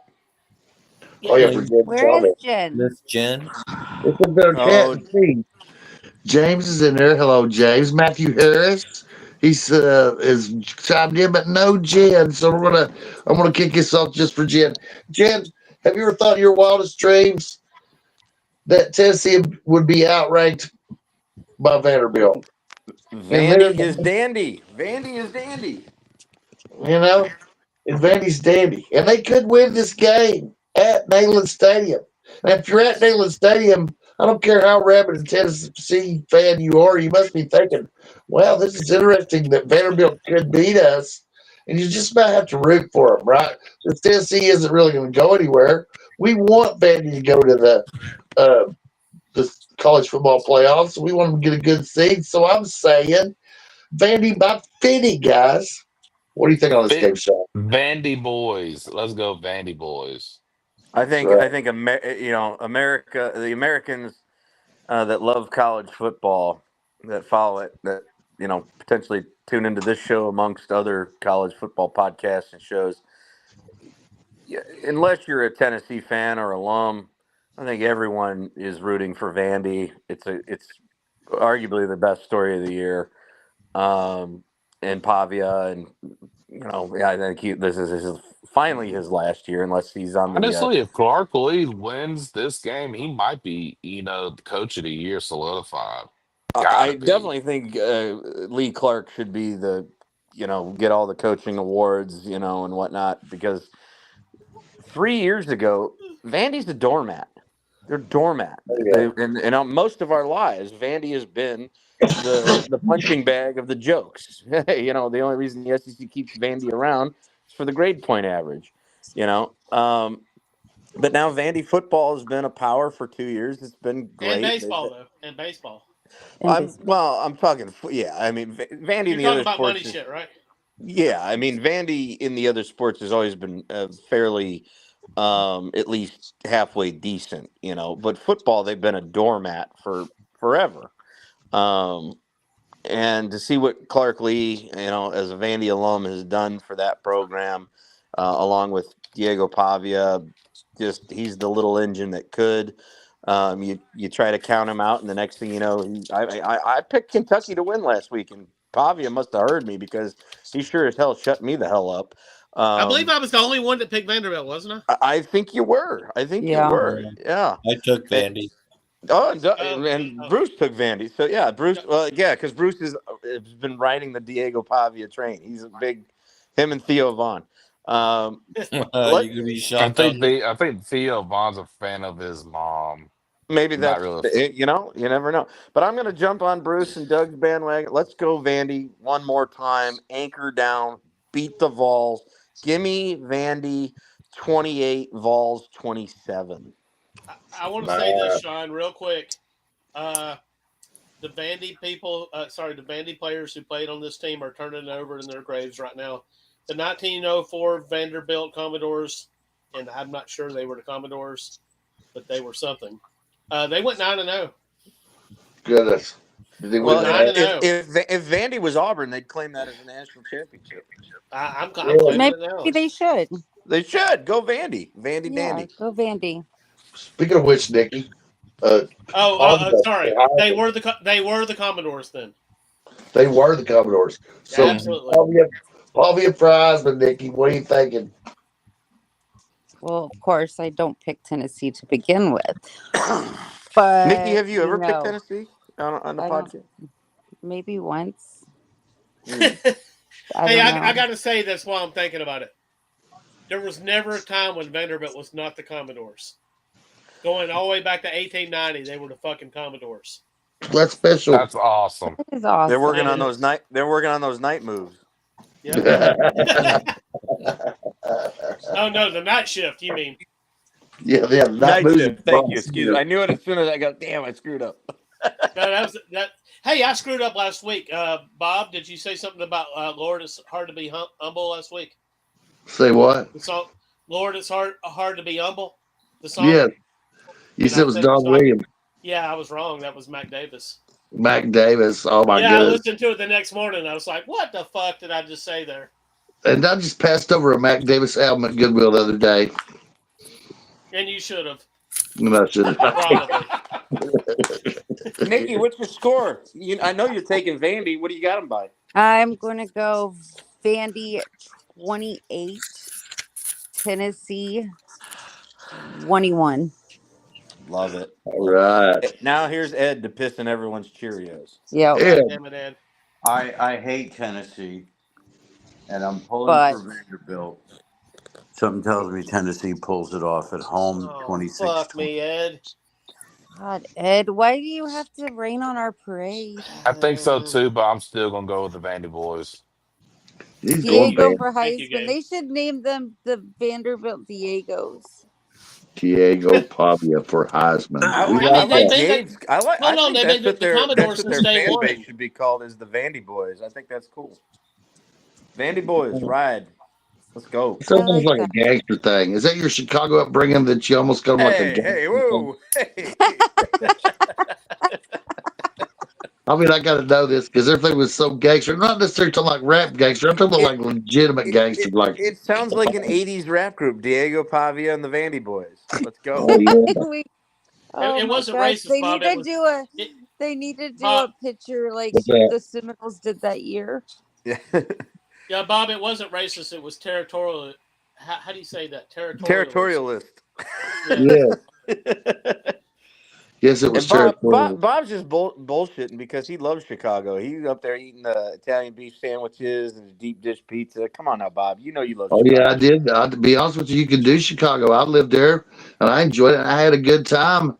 And what I liked about it is, when I was on second shift for a while, I could ride my motorcycle at midnight until 4 a.m. Every street was lit. There was all kinds of guys riding too. Fuck it. We could go down 94 and 50. Yeah, imagine going down 55, Sean, coming out of downtown and doing like 150 in a wheelie on your motorcycle with like a chick and a thong on the back. I'd have to follow that, right? So I'd have to keep up. So that was my life in Chicago. Trouble in town. Oh yeah, I enjoyed Bob never had trouble finding us that weed. I'm not with me. I tried to help them people up there because at that time it wasn't legal up there, and they were paying outrageous for shit, and it was all coming from south of the border. I'm like, guys, y'all are fucking up so bad. I'm from the mountains. We can fix this problem for you. We can help a lot of people. Gabe, have you gone on this one? Bob offered to be a mule. Gabe, Gabe, are you asleep? Yeah, Dane's gone, man. Dane's still here. But he's still here. Zed's dead. Not a motorcycle, baby. It's a chopper. That's right. A wop, wop, wop, wop. He's looking for his law rocket. And he's going to hide in the hole. So what do you think about this one? Bruce? Well, I'm going to upset everyone, especially Sean. No, Bruce. No. Bruce is rolling with Diego. I'm Come sorry, on, Bruce. dude. As much as I like Pavia, I like Aguilar better. Because of great ball. I think Tennessee's at home. They're not going to be rolling over like little bitches. I'm sorry. Vanderbilt's are going to win. Yes, they are. They have to play tough. And I'm Bruce You're gonna just sorry. roll wanted to make over. I Jen got the Chavez edge smile. with Bruce is Aguilar. making Jen smile wherever she's at. I'm sorry. I know Jen's going to love it because I won her last week for her. Tennessee won last week. I just see it 27-20. Tennessee. Gabe, are you here now? Go Big Orange, says Bruce. Gabe, Sorry, I know, and I I picked like Diego. Vanderbilt. I do. I love the kid. He's a grinder, but I just see that kid with that arm and Aguilar, and he throws darts. How bad did they win, Gabe? Oh man, if they do win, I don't think they're going to, but I'm picking them anyway, just for the just to see Tennessee fans get pissed off So one you're more pulling for time. Vanderbilt, and you think Tennessee's going to win? Yeah, I'm gonna go. Fuck it, man. I'm gonna go. Vandy 27, Tennessee 17. Man, that's a 10-point win for a team that you don't think is going to win. No, yeah, you damn right. There All you right, go. all right, all right. I Your just, rationale. I think if Vandy does win, I think like they get a stop and Diego probably just sticks one more touchdown in for his Heisman campaign. Whoa, Give not me that. That Vanderbilt could Whoa, 20. happen. whoa, whoa, I'm not whoa, saying it wow, can't. Did I hear Heisman campaign? Does he have one other than the one There, I He, randomly there's you no know, said? he's Heisman trying. They're campaign for. trying to push it. I mean, I don't know if y'all been on, Twitter a lot recently, but they're like really trying to push it. I mean, I've been trying to push it since week 3, To knowing me, it would there's never go it's anywhere, but it was for we're down fun. to three. We're down to three candidates at I this mean, yeah, point. yeah. I mean, it would be cool to see him in New York. I mean, like, this probably will never happen again in our lifetimes for Vanderbilt. You know I what, don't know Doug? with He was the NIL. I most think valuable Vandy, player. as long as they can retain Clark Lee, I think Vandy can stay relevant because you have an alum who is your head coach, who's not just a head coach who's an alum. He's his pedigree going through the rankings of where he was linebackers coach, D line coach, D We're gonna have coordinator. to see how they do without Diego Pavia. They could have found I mean lightning in a bottle. that's everywhere when you lose a great quarterback. I mean that's But does he lose Jerry Kill with him? I hope not. I mean, Jerry Kill is one of the best football minds, going around. And But the problem I is he feel is like, getting up. He is getting up there in age. I mean, I remember Jerry Kill when he coached at Southern Illinois University. That just tells you how old I I am. mean, he was going to retire again before taking this job, and I really think he took this job because Diego wanted to play in the SEC. That's been his I mean, no offense power, to Dane, but I mean, Clemson has fallen off because you don't have the dynamic quarterback. Mm-hmm. They had um, they had Deshaun Watson, and you roll into Trevor Lawrence, and now you don't have that. You're not going to be as good. I mean, that's So, just the quarterback play at all levels is the deciding factor. I mean, so and Well, he played, but Diego, I mean, he played this good for New Mexico State. That's what's Gabe knows about that, crazy. right, Gabe? Hmm. Ah, shut the fuck up. Gabe is ready for Diego Pavi to graduate and Dude, matriculate that and get motherfucker's out of like here. 80 years old. Like, I hate Diego Pavia, but the And with the story is first so pick cool. of the UFL draft, the Birmingham Stallions select Diego I mean, hey, Pavi. look, I would be there. I would love it. All But right, don't you think an NFL team My is going to family, give him a my shot? family love the Stallions. The who Stallions hasn't picked on this are the one? best of that league. They're the best of that league. I think everybody has, but I've got to say one thing, Doug. The reason I that haven't. Pavia is a legitimate, oh yeah, you haven't picked, but the reason he's a legitimate Heisman candidate is he is clearly the most important player to his team in the Hmm. country. But that's that. Hey, No, I that's hate to right. disagree. I hate to disagree with, but let's for our listeners and anyone that's not familiar, the definition of the Heisman by the Heisman Trust is the most outstanding player in college football, Correct. not the And most that's Diego. valuable player Not the to your most team. valuable. Not To me, that right now, I'm giving it Jeremiah Love, hands down. I think Love has been he the has most outstanding player. he's separated himself from the pack by far, and I think that's just me. Doug, who you got on this game? So Tennessee is leading this game, right? They're leading 20-14, let's just say. And Jen is going to go ahead and celebrate. She's going to the bathroom. And when she comes back, the game is over, and Vanderbilt has won 21-20. The one thing you Could could say happen. about Vandy this year that is the most impressive is that other than Pavia, who we love, we've thrown him bouquets upon bouquets. But I think the most impressive thing, because even still, if you look at whether you use the high school recruiting rankings or the transfer portal recruiting rankings, the Vandy still doesn't have there's still a talent disparity there, and Clark Lee just gets all 85 guys on his roster Yep. to play with their hair on fire. They never quit. They're never we knew they were going to lose down in Tuscaloosa. They didn't quit. They didn't quit till the final bell rang. That's the most impressive thing about Vanderbilt. That's why they're fun to watch. Even the Texas game, they were losing. They were going to lose the game. Did they quit? They didn't quit. No. They never quit. I think that's the hallmark of a great coach who's got players buying into his system. That's why I think Vandy can sustain going forward. They can't lose Clark. I don't know why Clark Lee's not getting more talk from other programs. How old is he? Auburn flirted with him, I think he's about 45 years of age. Yeah, so he should Auburn, be. he got rumored to Auburn a couple times, but Cohen is just dead set on Summerall. Which I mean, I would take either one. So everybody pick on that one. Yes. Okay, so Nikki. Sorry, I think Nikki. I think we can all be quick on this one after Nikki goes. We can, and Nikki, all we want to know from you is how's this game falling off so fucking bad? Because this used to be a huge fucking game. Man, I don't even know anymore. Whose fault is it? It's Mike Norvell's fault. We're just gonna blame him. It's just Doug, all can I answer the fault. question real quick? Sorry to interrupt. Doug, you know who the real answer is, right? We've talked about this many years ago on the show. The real answer is Bobby Bowden. Yeah, and Spurrier too.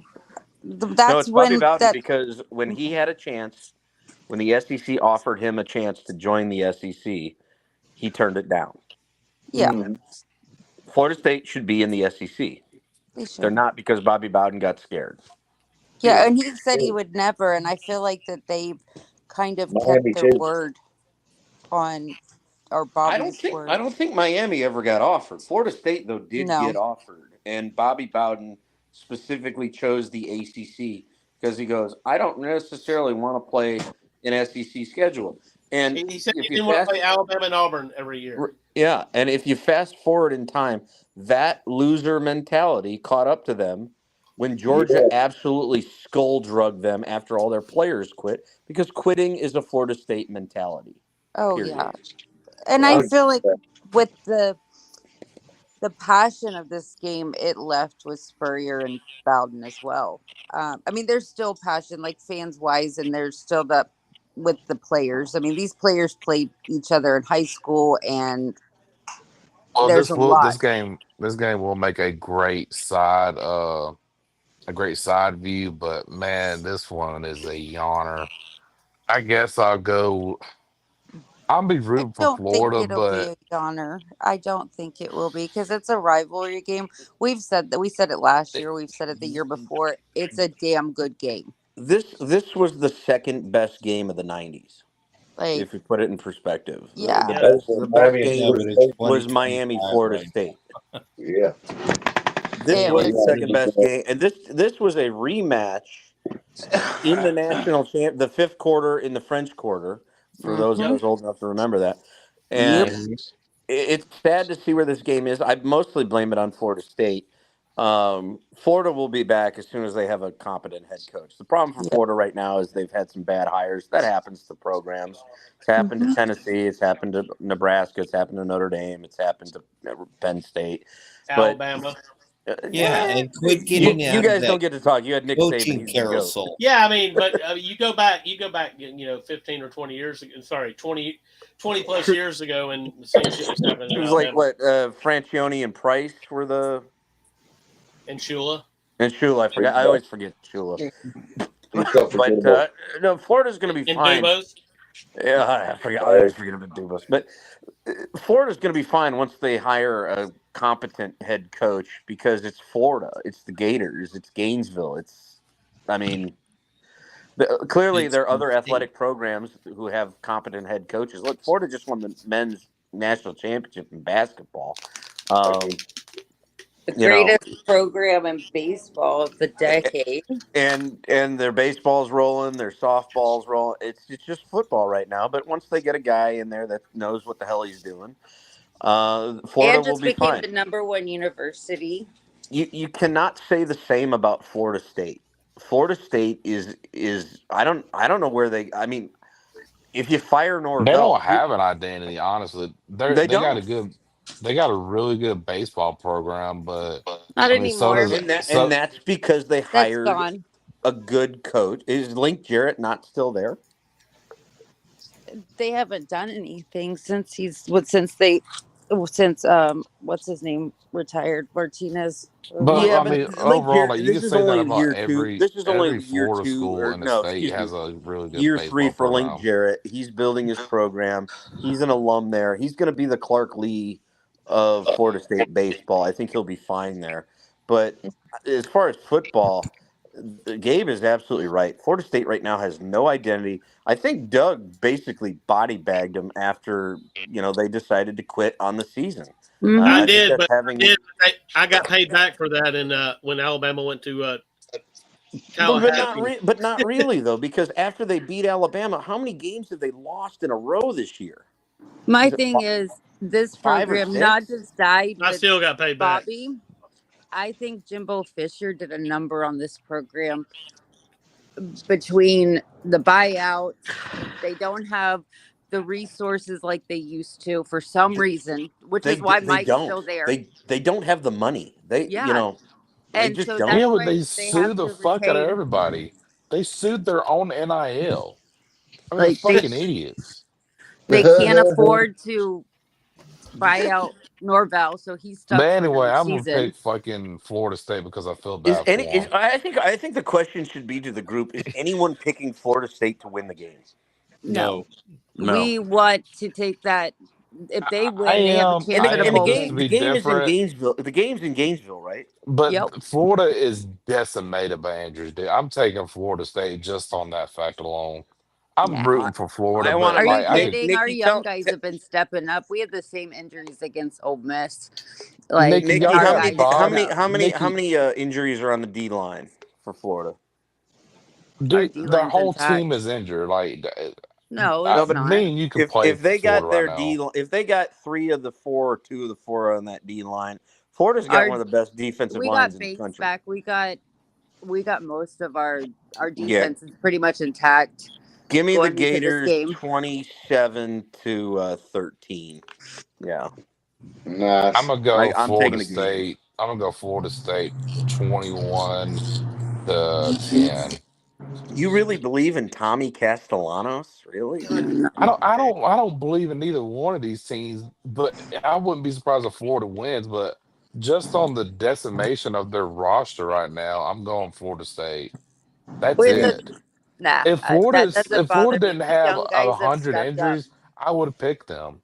No, these young I guys have promise you, I stepped up. would. I haven't seen Ball the is injury. still good. DJ's fine. Junior as the backup. We'll probably see him in this game. He's no problem. Mizell's back. Wilson's back. Not Dallas Wilson, but the other Wilson is back. We are out some players, but these young guys have stepped up. They're badass. I don't And have an issue. Florida's out recruited Florida State as Yeah, well. I don't have So an issue. I like seeing these young guys. Well, yeah, Colorado's probably out recruited Florida State because they all use the transfer portal.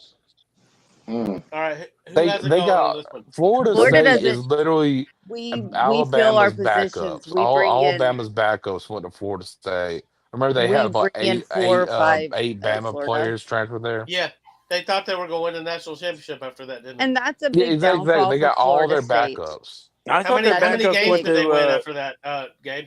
2? Huh? How many games did they win that season after they got all those Alabama people? Yeah, like 2. We use the portal to fill positions. I think we brought in 4 players last season. But I mean, I haven't seen the injury list, but if it's anywhere close to the same as it was for Tennessee, I'm just gonna go Florida State just to be different. I'm going 21-10. Okay. And plus, DJ Wagway is god awful. Gabe Ed, has to pimp Florida State because Auburn almost beat them in a national championship game not too long ago. yeah, it wasn't I that long mean, ago. Was it game? That was what? What? hey man, 2014, 13? as 2014, yeah. Auburn says, as Auburn says, we tried really hard. Famous We Jameis were up Winston. 28 to. Oh, crab legs himself. You got crab leg, Gabe. And well, you got know crab what? He leg. beat me in high school. He came back. He did the same thing to when I was in high school. He did that, and then he did that to my favorite football team. So fuck him. He's the pride He of stole crab legs Hueytown, for Alabama. football. Sorry. No, Ed, are you awake? he In came high back school? in the I playoffs. got- He came back on us in the playoffs in high school.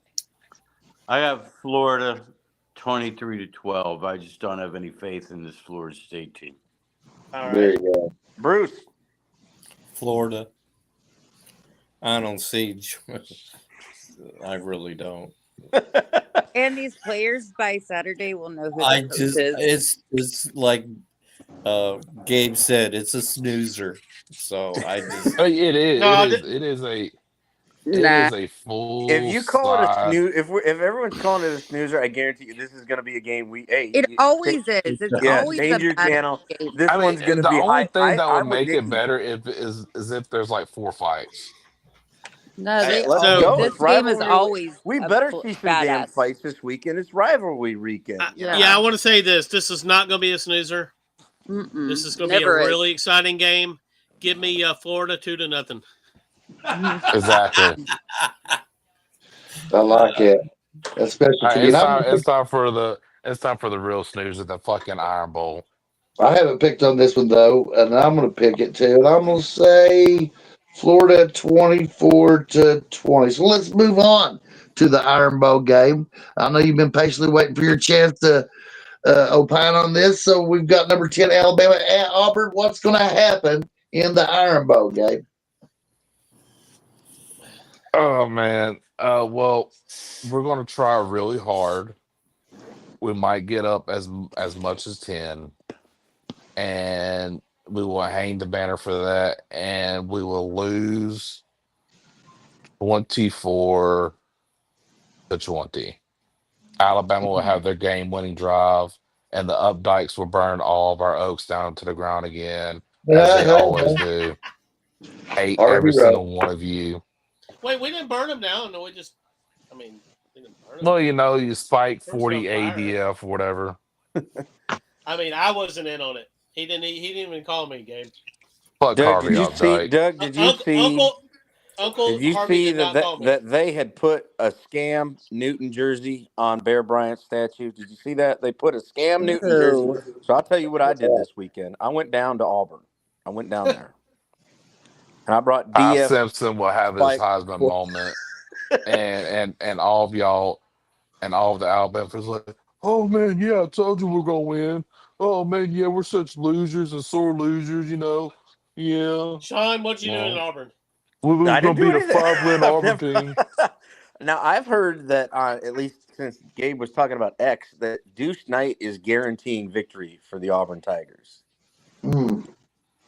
He's the prodigy. Dude, I'm just saying, if Auburn He's the wins this next game, Cam Newton. they are going to burn that fucking city to the ground on how fucking happy they'll be. Goodness. You think West Virginia burning couches Alabama is you have to crazy? worry about, Gabe. That will It's go your own ape shit fan in that base. town. If you guys are to win this game, They're going to I win mean, this game? it would be possibly one of the greatest upsets in college football history if Auburn wins this football game. That's true. You watch some weird And shit. they go ahead and sign DJ. I mean, Well, hold on now. you What watch what some Summerall. weird shit. is on Alabama that phone. favored by 4? Is that correct? I got it right here, Doug. Hold on a sec here. So for the line, so what the men in the desert say for the Iron Bowl is simply this: Auburn money line and Bama is favored by 5, which is crazy. Jordan Hare Stadium in Auburn, Alabama. Alabama currently, right now, on this 51-37 as right the now, series. Alabama is a 6.5 point favorite with an over under of 46.5. Damn it, Jim. That's a lot of points in this Titanic struggle. And Gabe, you live down there. What's the weather going to be like at beautiful Jordan Hare? It's going to be cold as a motherfucker. A crisp 36. Ooh, that Yeah, is chilly for the South. yeah, That's it won't chilly. affect either team because I They'll mean, both But be cold. but clear, no exactly. rain, no rain, no precipitation, no wind. What about the wind? Well, it'll be No windy. wind. Oh, well, that might be a 5-mile gust. Because the one thing, if you're Alabama, that you don't want this game coming down to, you don't want the kicking game involved. I agree. Because right now, Alabama has question marks at the place kicker And, position. God bless his soul. McPherson is starting to gain his weight, and he knocked down 250-yarders against, I mean, it's Mercer, but he knocked down 250-yarders, so he's starting to get Auburn, better. Auburn has the edge in two areas of this game: the kicking position and their D line against Alabama's O line. Alabama cannot run the football to save their life this year. Now, the question is, can they protect Ty Simpson Yeah, long enough but to get the ball to all those here's the talented wide thing, though. I receivers think that they Ty have? Simpson just Is dots Ty us Simpson up. the question? Really, the question mark is Ty Simpson, will he or will he not surgically pick apart the Auburn defense? Uh, But they're missing both their tight ends. That is massive. That's a big deal, but they do have they're Jeremy tight ends. Bernard and they have the phenom Ryan Williams. Damn. They're gonna They, want his ass. they should approach his advantage. Gabe, do 2 year you old. think the Auburn D line can get to Ty Simpson? Is the No, question. here's the thing with Auburn. Where everyone talks about, oh, well, their defense is really good. All the benefits, like, man, y'all's defense is phenomenal. I'm like, they disappear when we need them And every now, time. and the other question that could And throw and like just like the that Oklahoma game, we had the lead for a whopping 30 fucking seconds. well, the one It was thing surge. that could give Doug palpitations, and we love Doug. We don't want him to have palpitations. But the one game that Bama was susceptible was, I hate to bring up the Florida State game, but the quarterback keeper play with Tommy Castellanos. Bama struggled to stop that, and y'all got The same the thing, same thing with Oklahoma. Oklahoma, right? And you guys have the former Oklahoma. Will we see the Oklahoma quarterback that you guys No, there's paid? zero chance of that happening. It's Jackson Ashton Daniels. Andrew Jackson, whatever his name is. Jackson Arnold, excuse Andrew me. Jackson. Andrew. We resurrected Andrew Jackson from Old Hickory from the dead. So who is playing quarterback for Auburn this weekend, Gabe? Ashton Daniels, the Stanford quarterback. Which I Oh, mean, he's Is anybody Jackson picking Arnold. Auburn here now? He's Jackson Arnold with a better arm, slightly. He can get the ball to a receiver. That's all he needs to do. If you And can get the Bama ball will to be Cam smart. Coleman, we got a If chance. Bama's smart, you put over the top coverage on Cam Coleman because that's really the only receiver you guys have. Eric Singleton has burners, but they can't seem to like. He's basically Tyreek Hill, He's but got the slower. speed, but does he have the hands? I don't know. They haven't tried it. They All haven't right, all tried right. it. I don't know. That's a good answer. That's a good Ed, answer. I don't know. Ed, you got thoughts on this one? But I'm going I'm Bama not though. nearly as concerned about Alabama losing this game as Doug is. I think it'll Is be that's how I am? Like, why are y'all even I concerned? think it'll be Or a. excuse me, Ed doesn't know how to hype shit. You're not a good media man. You're not a good marketing man. Ed, you got to hype this thing up, man. You do. I The think whole it'll point of be. being Wait, well, in the social podcast let arena. me hype the shit up. Hype it up, Ed. I Let's go, think Ed. it will be a competitive game Yeah, well, until late, and I got Alabama 27-16. Ow! Yeah. What you You thinking, don't Nicky? have Chris Davis catching a 50. Sorry, Dad. No, I I don't. mean, that's I'm about not what I I'm think, gonna though. see Ed and raise him. I got Bama 31, Auburn 17. I just I don't know how we score. I think you score late, but I think Bama puts this one away early. They bookmark their ticket to Atlanta.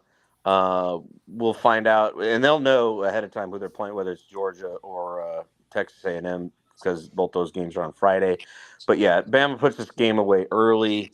Um, you guys get some points late, and I think you get points late with Deuce Knight. I don't think you get them with Ashton Daniels. Okay. And the future's bright, depending on if you guys hire the right coach. If it's Summerall, I think you guys are in a good spot going forward.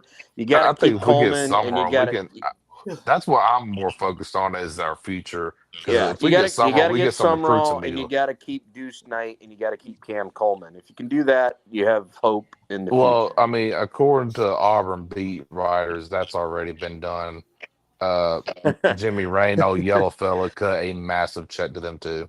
I hate to be the bearer of bad news, but LSU thought they were getting Bryce Underwood, and then he went to Michigan. Well, So I mean, yeah. You offer 18-year-old kid $12 million. I mean, yeah, yeah. Fuck Nikki, the how you 8 feel? mil. Fuck I the hate eight to mil. be I the want the bearer of bad 12. news, Gabe, but I would gladly, not me per se, but the fine folks at Notre Dame would gladly write a nice check to get Cam Coleman next year. So I uh, mean, yeah. If I'm Cam Coleman, fuck that money. I'm going to somewhere I can get used.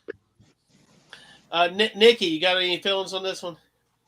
Yeah, I don't think it's gonna be close at all. I think Bama 36 it's Bama. and Auburn 10. Yeah, I mean, yeah. That's more Dr. of my Balls? speed. Like, I don't know why Bama fans are all moping around. I Oh mean, man, we gonna lose the I barn. mean, I Man, I man, understand mean, man, the man, man, man, rivalry. I man. think Anything it's can happen. I Auburn think it's a tries little really sour grapes hard. coming off Man, man, of man, man, man. it's sour grapes coming off of the Oklahoma game where Bama made a lot of mistakes. Um, Kalen DeBoer's our If you coach. look at the box score, they dominated Oklahoma, but unfortunately, they made a few mistakes with the turnovers. And turnovers, there's no way to properly extrapolate them but turnovers are such a huge factor in football games. Yeah, the only way we beat Bama is like we would need 2 to 3 8-minute drives and 2 to 3 turnovers. And, That would and that would take away 5 possessions from Bama. Don't steal my thunder there. not Doug. It's not Doug because Doug's one of the most realist bammers. But I think a lot of the fair weather bammers don't are discounting. Oklahoma has probably one of the best defenses in the country. I think we can all, Yeah, the only 100. two game the Florida State was an anomaly. absolutely. And The they Florida State came game out was and they came out and put like their people still it's talking Gus about the Florida Malzahn. State Gus game. Malzahn, you can get Gus Malzahn East Carolina and he would do the same thing to Alabama.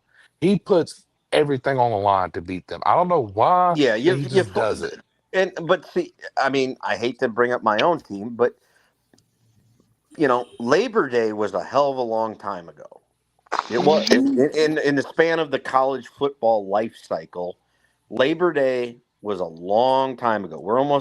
Tomorrow is Thanksgiving. So anybody putting any sort of credence in Florida State beating if Alabama played Florida State tomorrow, what do you think the score prediction would be? 1,000,000 to nothing. Exactly. So because you have no idea what you're dealing with 18 to 22-year-olds coming out of summer training camp the first weekend of the season. I mean, Brian Kelly thought he had a national championship contender that weekend. Remember that? And now we know they were nothing. Just like Florida State thought they were good, and then suddenly they lost like 6 ACC games in a row. So anybody trying to say the Florida State Alabama that game is long in the rearview mirror. Period.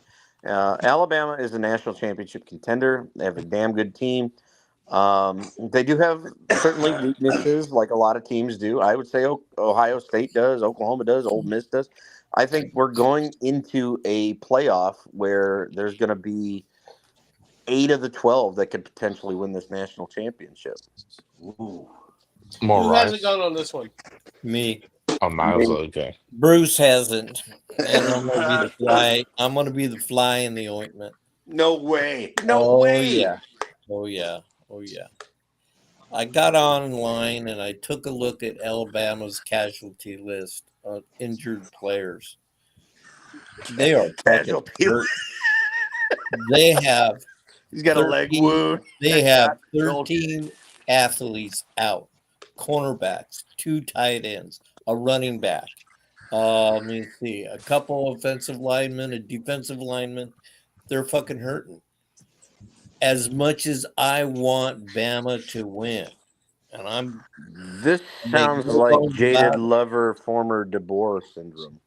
Well, I'm so, he got us to the national championships. I can't hate the guy and I can't love him for what he Dude, did. half of Bama's team could be injured and still beat Auburn. That's how bad we are. Well, that rightly can be the fact. I'm not saying it isn't, but you can't deny that good athletes out that when you We need it. have 5.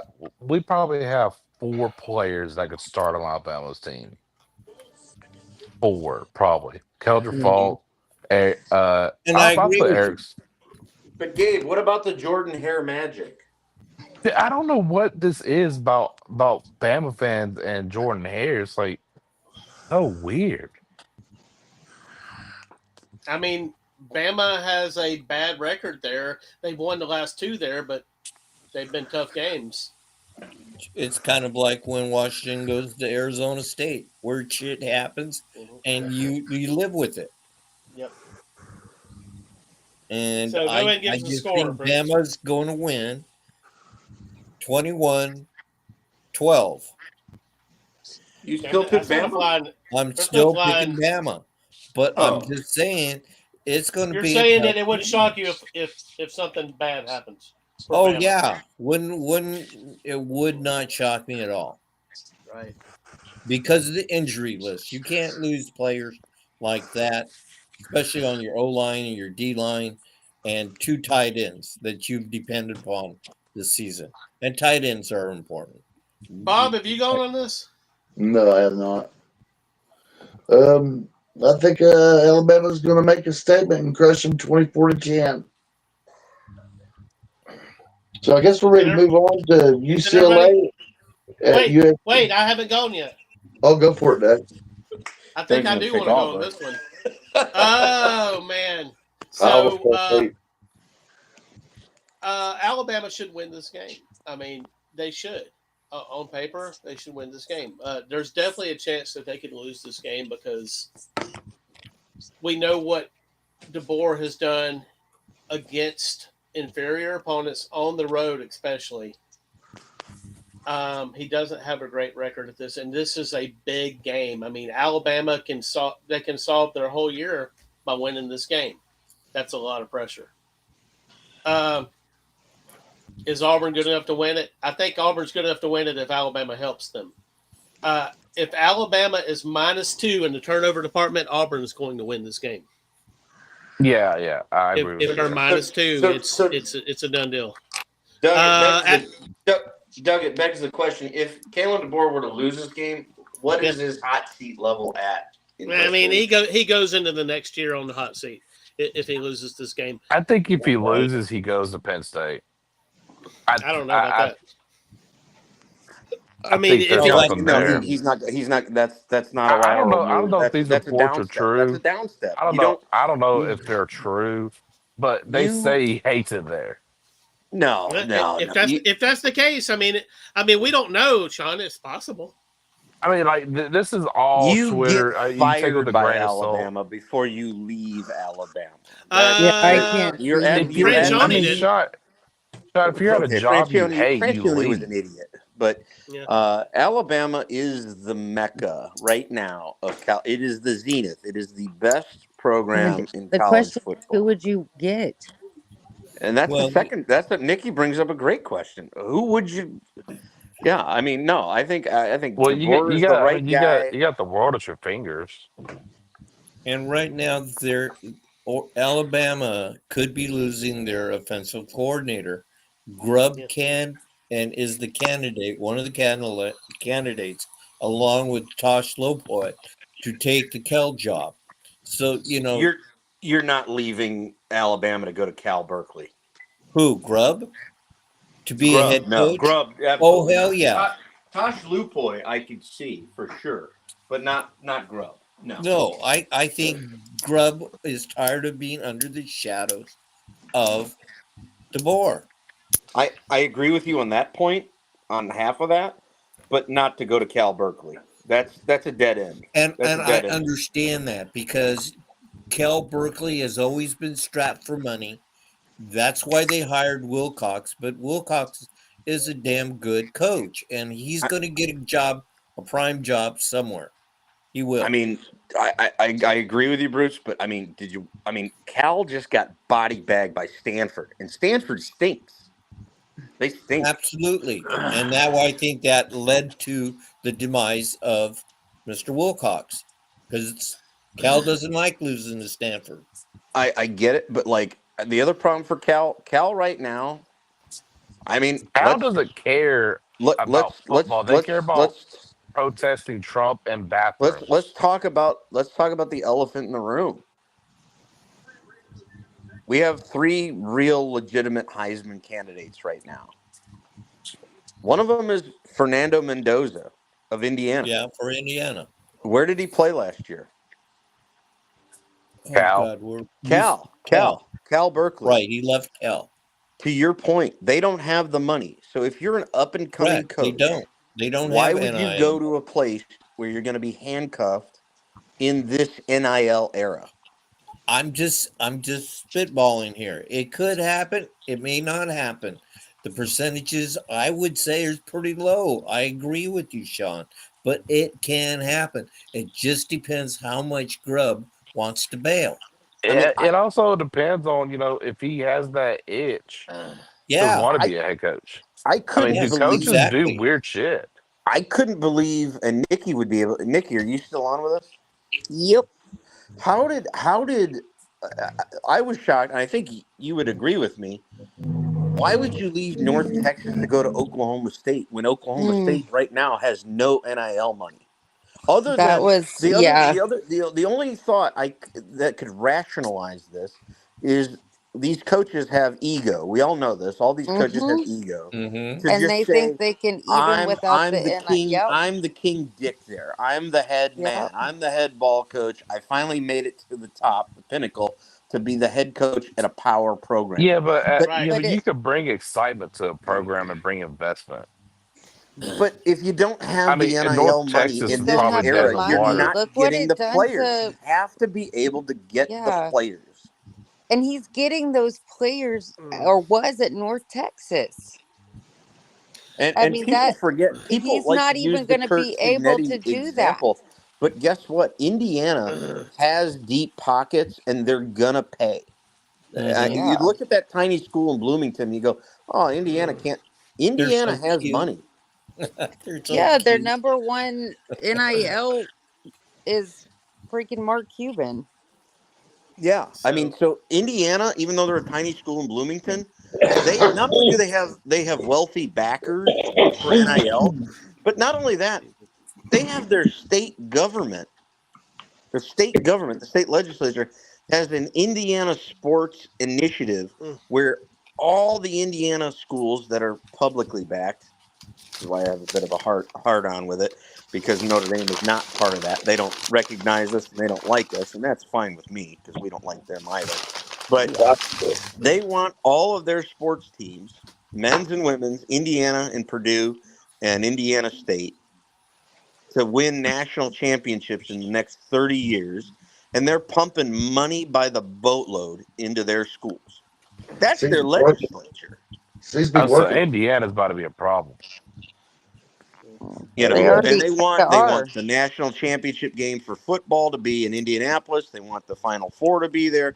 Oh, it's a big Yeah. deal in Indiana for sure. A lot of So kudos, a lot of good things. so my But thought is, if you're an hey up guys, and I'm about to coming head coach,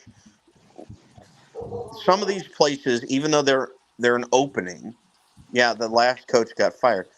Other than the prestige of saying, yeah, I'm the head coach at X university, if you don't have the financial backing, you can't win. You cannot win. So why Very go there? Well, Bruce, what about if, Fish leaves, you bring Grub in as your head coach? What's Would that that? be an option? What's that? Grub to Him as UW. No. Well, No, him as your head Fitch we coach. leaves. don't. He's not as disfavored as DeBoer is because he went and left Alabama before he even started coaching and went and coached at the Seahawks. So he is a favored son That's here what I in was. That's Washington. what I was. I So think that it's could be not an out of the question option. that he can't Yeah. come if Jed Fish leaves. The only thing Fish says, I don't want to leave.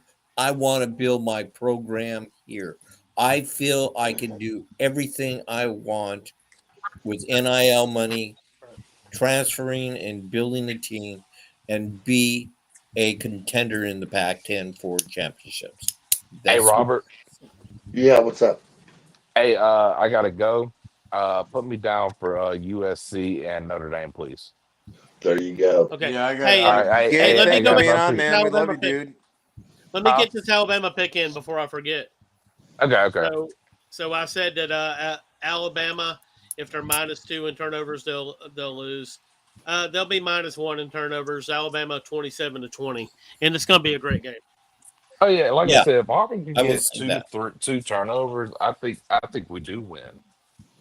I think we Well, have. I think we can.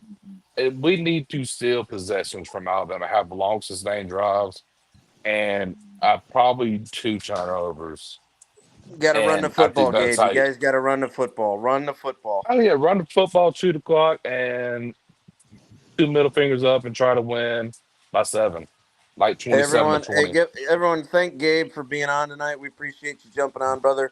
Yeah, You have Oh a Gabe. yeah. very Thank happy Thanksgiving, you and your family, and Yes. Happy enjoy the I game. Thanksgiving. appreciate it. Y'all. Be careful. I appreciate it. It was fun. Thank y'all. thank you, baby.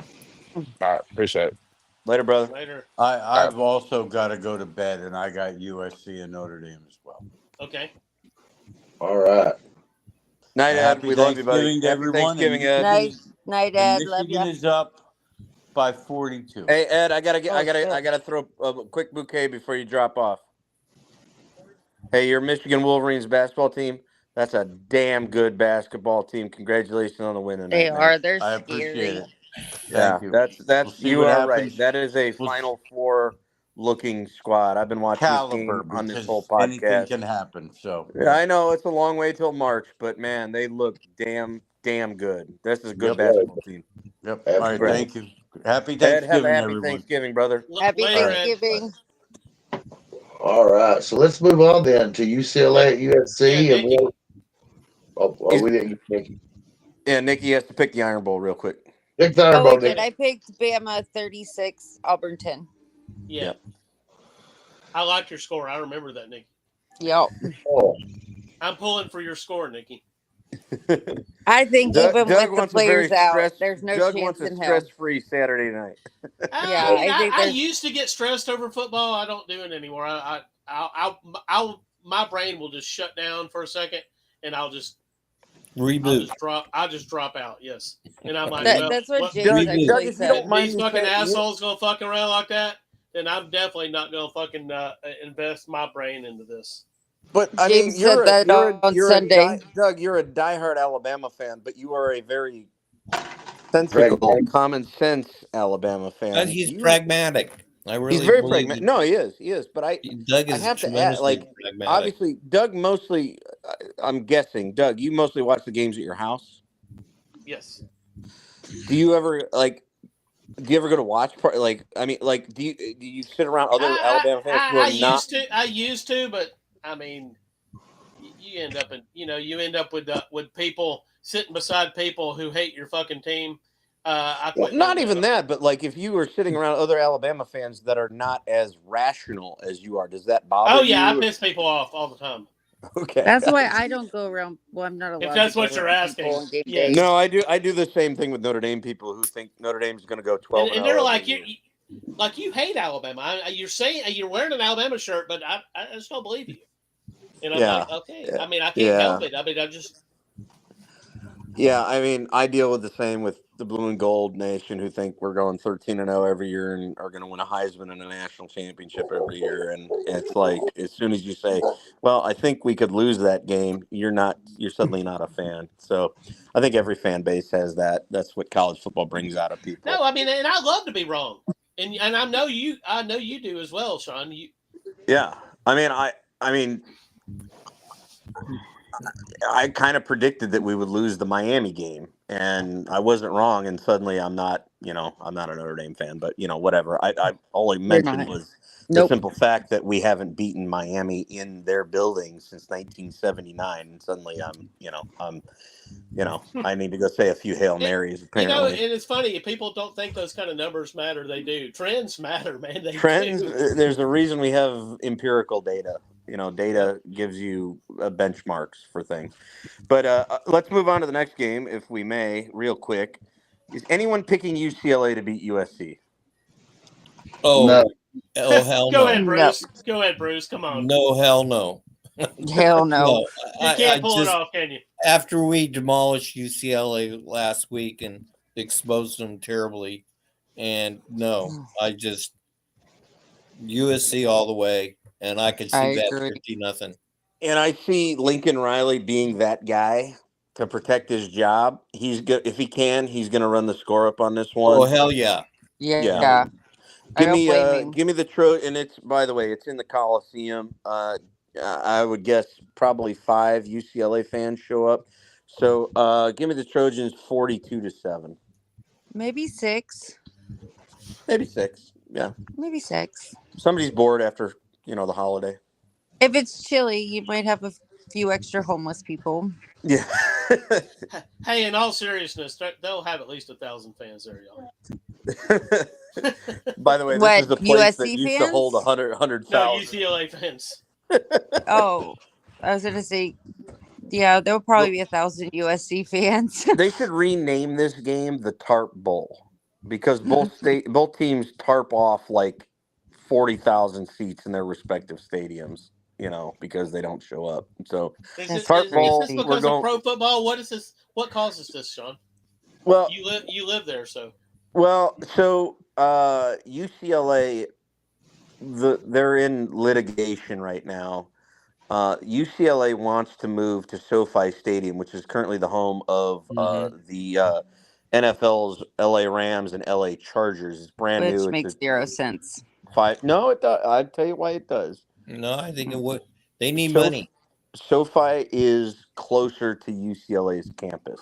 The issue is right now UCLA, which is in Westwood, is an 18-mile haul over to the Rose Bowl in Pasadena.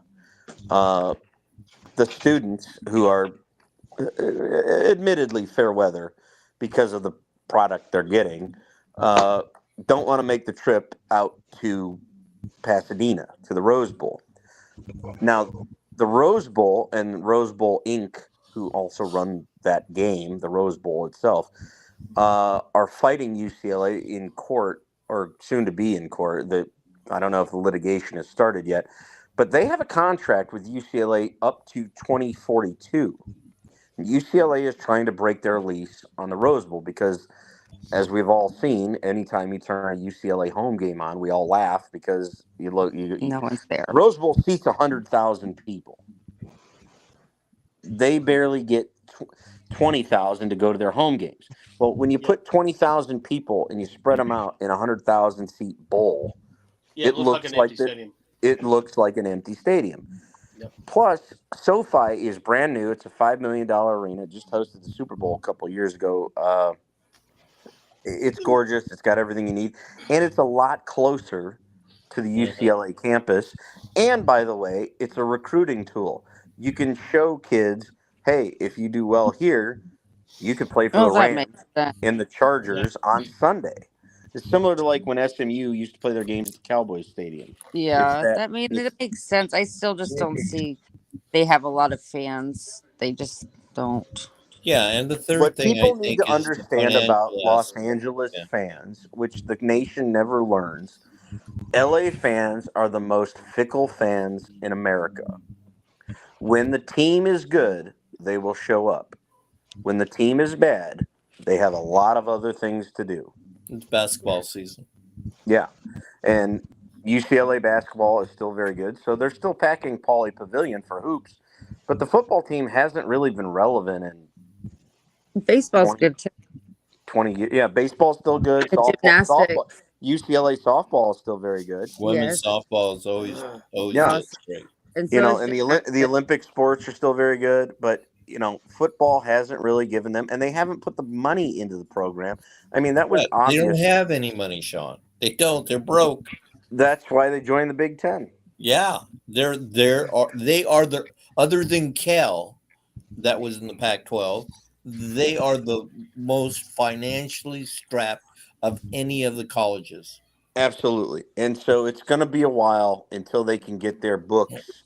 You hate to talk accounting when you talk college football. That doesn't not the But you sexiest have thing to to now. talk about. But they have to get their books right first Mm-hmm. before they can even think about making an investment in college football, which is the most expensive sport of all the sports we talk about. But the move to SoFi is for their program the right move. It's gonna people the nostalgists. Oh yeah, they've played in the Rose Bowl forever. It, it doesn't make sense for them to play in the Rose Bowl anymore. They do need to make that move. I know Pasadena and the Rose Bowl are not happy about it, but it's for someone who went to the Rose Bowl. It was a great game. Alabama and Michigan. That was a hell of a game. It's a pain in the ass to get to the Rose Bowl from They could LA. just have monster trucks on Saturday now or something. They're going to have to get a soccer team or something else that can be a draw, but right now it's not economically feasible for UCLA to be in the Rose Bowl. They should move to SoFi. But they're not going to be good, as Bruce said, because of the finances. They're not going to be good in football for a long time. And another thing happened today, if anyone has read it, is the person that was also a candidate for that position at UCLA is no longer. Jim Mora is now with Colorado State as their Yeah, head coach. again, it all goes back to you hate to talk money, you hate to talk the finance piece. It's not sexy to talk balance sheets. UCLA, thankfully they can thank USC because USC drug them along to the Big Ten. But the reason for it was simply they can't pay their bills, and now that they're in the Big Ten, they can pay their bills and hopefully have some economic prudence to, maybe in 10 years UCLA can be a middle of the pack Big Ten football program. But right now, football is just I mean that says a lot when a coach will take Colorado State over UCLA, yeah. being in sunny So California. yeah, it's USC in this one, USC big, and we can move on. Yep. Who else has not picked on this one? I think we all did. Anyone, Okay, but I mean, is Dr. Ball still with us? Yeah, I'm still with you. So I've just been listening to everything going on. I mean, unless Bob thinks UCLA can win this one, I mean, He does. No, He said not so fast. I don't think that UCLA is going to win this, and I think USC is going to win. They're going to do just enough to keep Lincoln give Riley. give me USC 48-21. Now, if they lose, though, Doug, would this be the ultimate donkey balls candidacy? There's no doubt. Yeah. There's no doubt. We have to give him a dead man's door, right? yeah. I mean, if Lincoln loses this, I mean, USC is going to have some serious discussions. And if they win it, then there's really not. I mean, they're not really playing for much. Yeah, they're not. Yeah, if USC wins it, Riley's fine simply because of all the openings around the country. The one thing USC needs, even if you said Riley hasn't met the expectations, there's something to be said about consistency. Mm-hmm. Can he recruit better? He needs to. Should he again look at the defensive side of the ball, which is still a thorn in his side? Yeah. Mm-hmm. But if you go 9-3, you're gonna go to a decent bowl game. He's got right now, for those of us who watch 247 and on three, right now he currently has the number one recruiting class out of high Yep. school inked. So uh, And I think it also, you hold your powder. You hold your powder if you're USC. yeah, you can't. I mean, he came out and said that he wasn't leaving because his name's been tied to quite a few jobs. Um, but of course, USC can come out and say, "Well, we're not keeping you." But I think they would be stupid at this point. Absolutely, absolutely, and I Yeah. think I think as much as USC expects overnight success, let's not forget it took Pete Carroll Yeah, about 5 years to get that program. Everyone likes to and he talk about had the full control. but remember he got hired in 1999, and they didn't really get rolling until 2003. So it's not an overnight, It's success. not, and he's building a program, and they are getting better every year. It's not like they're going backwards. His recruiting is getting better, so I think that they look at it as, well, he's building for next All right, so season or the future. Yeah. so everybody's picked on this one. Yep. Yeah. Okay, Sean, this last game don't look that great on paper. Why don't you go ahead and set this up and tell us a little bit about this series? I know you know about it. Yeah, so the Notre Dame Stanford series really started.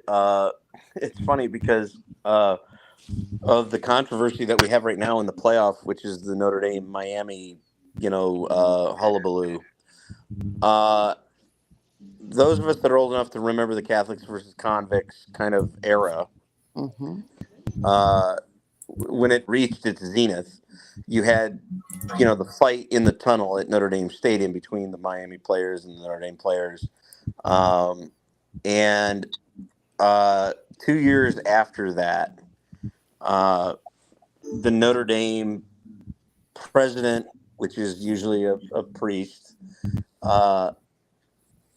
was not happy about that look.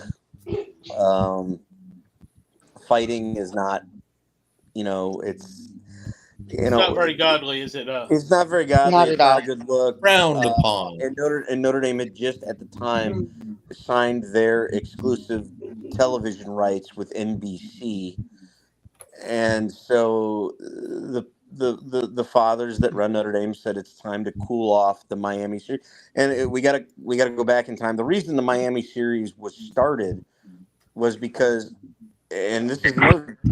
There's a lot of moving pieces here.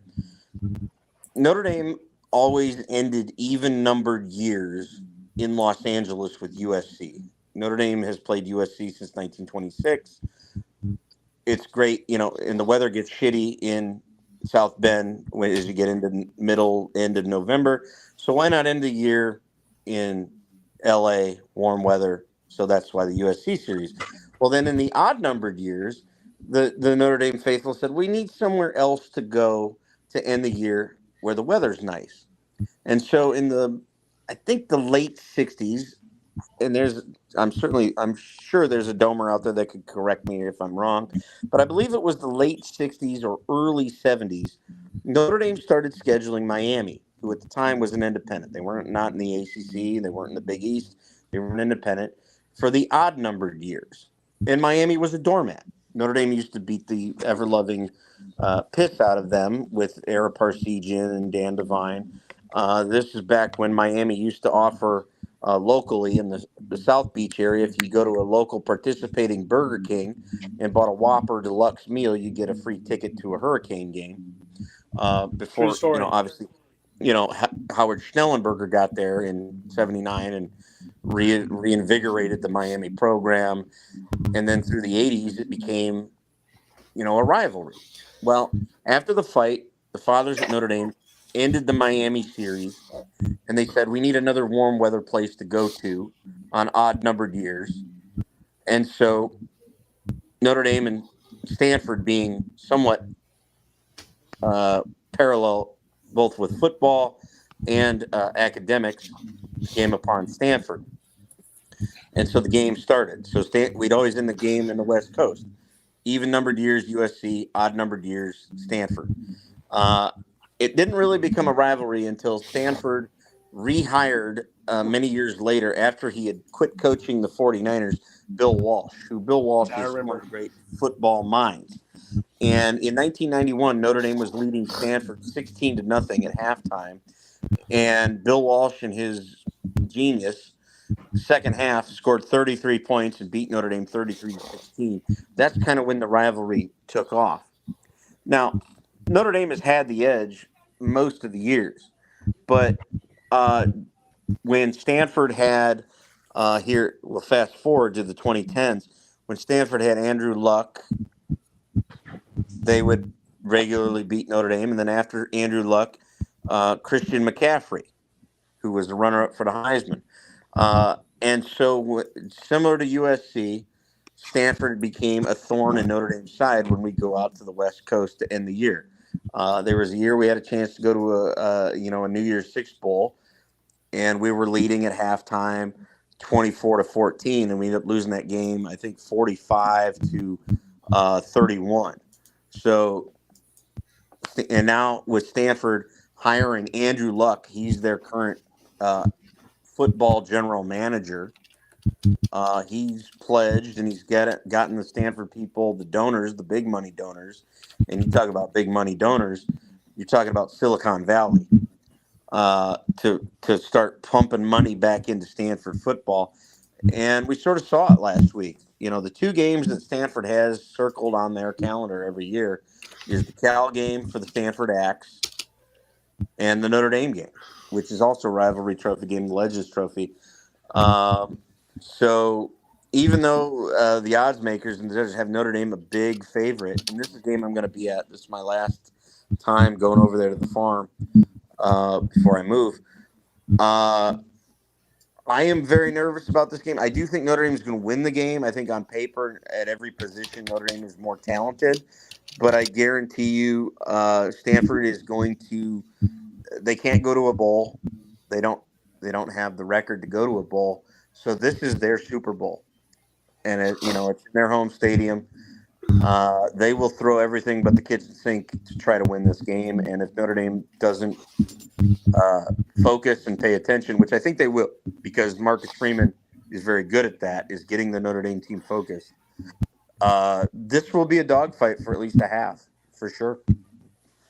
Yep, and I got to say that both Gabe and Ed picked Notre Dame in this. And I picked Notre Dame in this because Love is going to help them control the clock. I think they're just going to grind them down. It's going to be something like 28 yeah. What do you think of that? A loss to Stanford here by Notre Dame would be an absolutely devastating loss for the Marcus Freeman program and regime. This is absolutely a must-win game. Not even, Notre Dame fans have talked, not in the main groups, but in some of the more of the closed-door Notre Dame groups. If Notre Dame wins the game, they're 10-2, and they get excluded from the CFP. There's not a lot of heartburn because we didn't handle our business against Miami and Texas A&M. And unfortunately, schedules are made years in advance. And it's unfortunate that a lot of the teams on Notre Dame's schedule this year they're bad. Purdue is bad. Boise State isn't up to its normal level. Boise State's kind of bad. Really, the only two that are holding their weight for a little bit, and it's going to matter this weekend, is USC and Pitt. If they win, those are Notre Dame's two best wins. And you go, well, hell, Notre Dame went down and beat Arkansas 56-13. Did we think Arkansas was going to be this bad when we scheduled this game 7 years ago? No, you don't. So it's unfortunate. because before the season started, I looked at the schedule and I said, "Man, this is going to be a hellacious schedule." And then it turns out 8 of the teams on your schedule are doormats. I think five of the teams Notre Dame played are going to be last in their conference. You can't anticipate that. You can't. You know. So yeah, I mean, if Notre Dame loses to Stanford this weekend, absolutely one of the most devastating losses in the near recent Notre Dame And I don't past. think it's going to happen. Mm-mm. Now, if Jeremiah Love has a monster day, I think you have to consider him for the Heisman. You absolutely have to consider him for the Heisman. No disrespect to Fernando Mendoza of Indiana of what they're doing. No disrespect to Julian Sand of Ohio State, what they're doing. But I think That's a Doug or I, 9:30 Doug or I could probably play quarterback for Ohio State with the receivers they have. And do fine. And unfortunately, I hate to knock Indiana, but you canceled a non-conference game with Virginia. That would have been a hell of a game. That would have been a good game. That would have been a great game to play an FCS school. Yeah. Indiana right now, you look at them, they've only really played, if you look at their schedule, 2 games.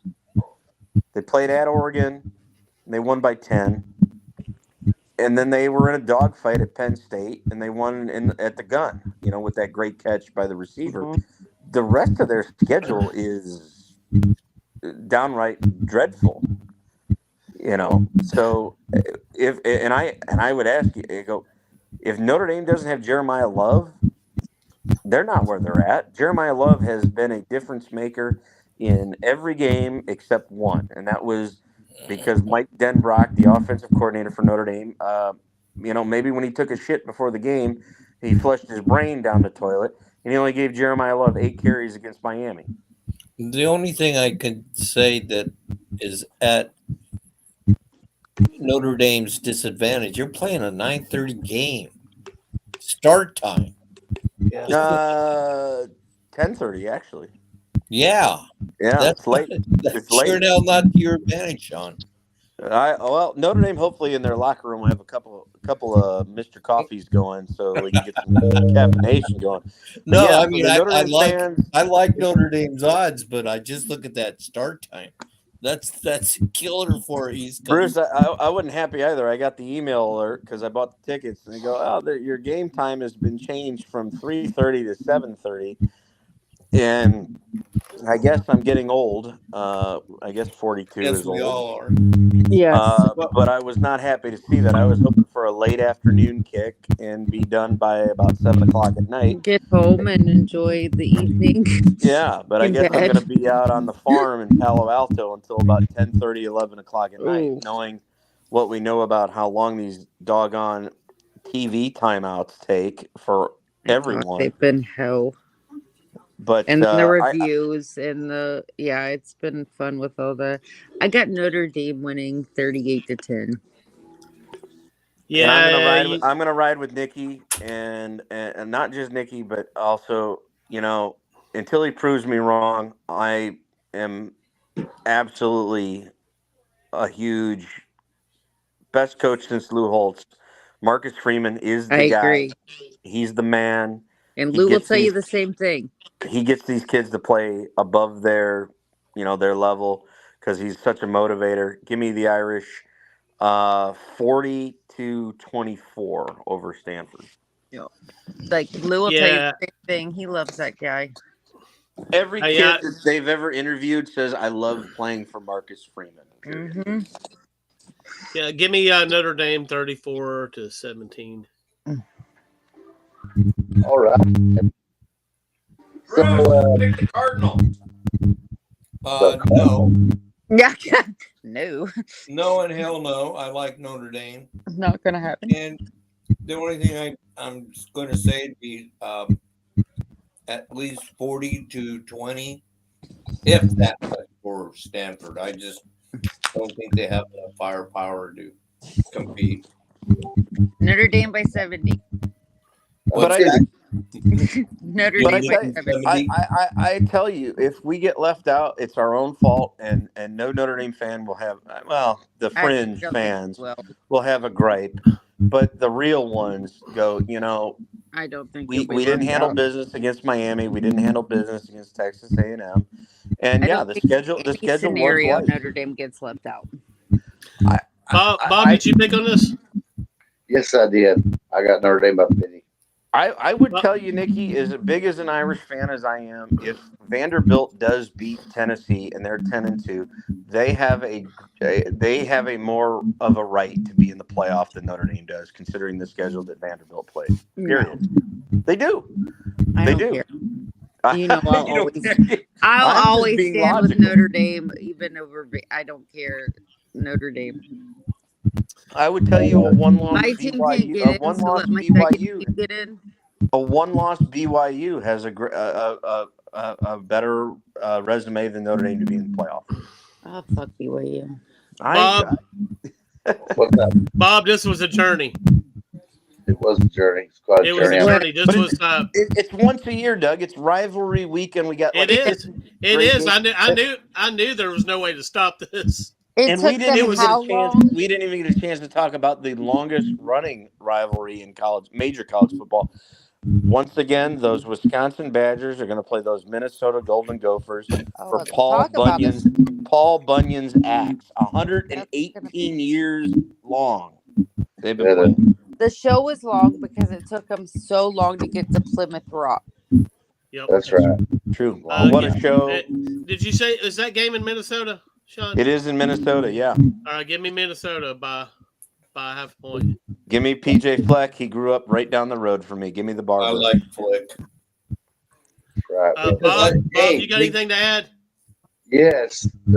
Like, subscribe, share. Thank you to all the guests that's been on the show during the regular season and all the members of the cast. And buy your Smacking Off the podcast merchandise. And there's one more thing. Fuck your tea.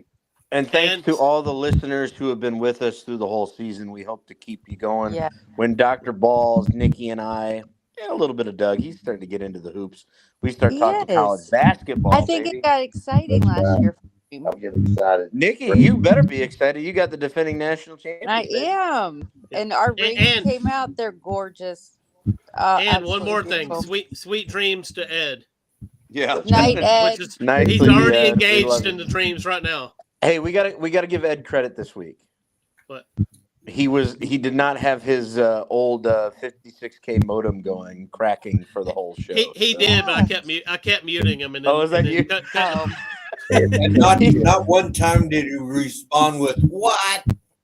Yeah. Nor did he have his usual cough and sneeze going on.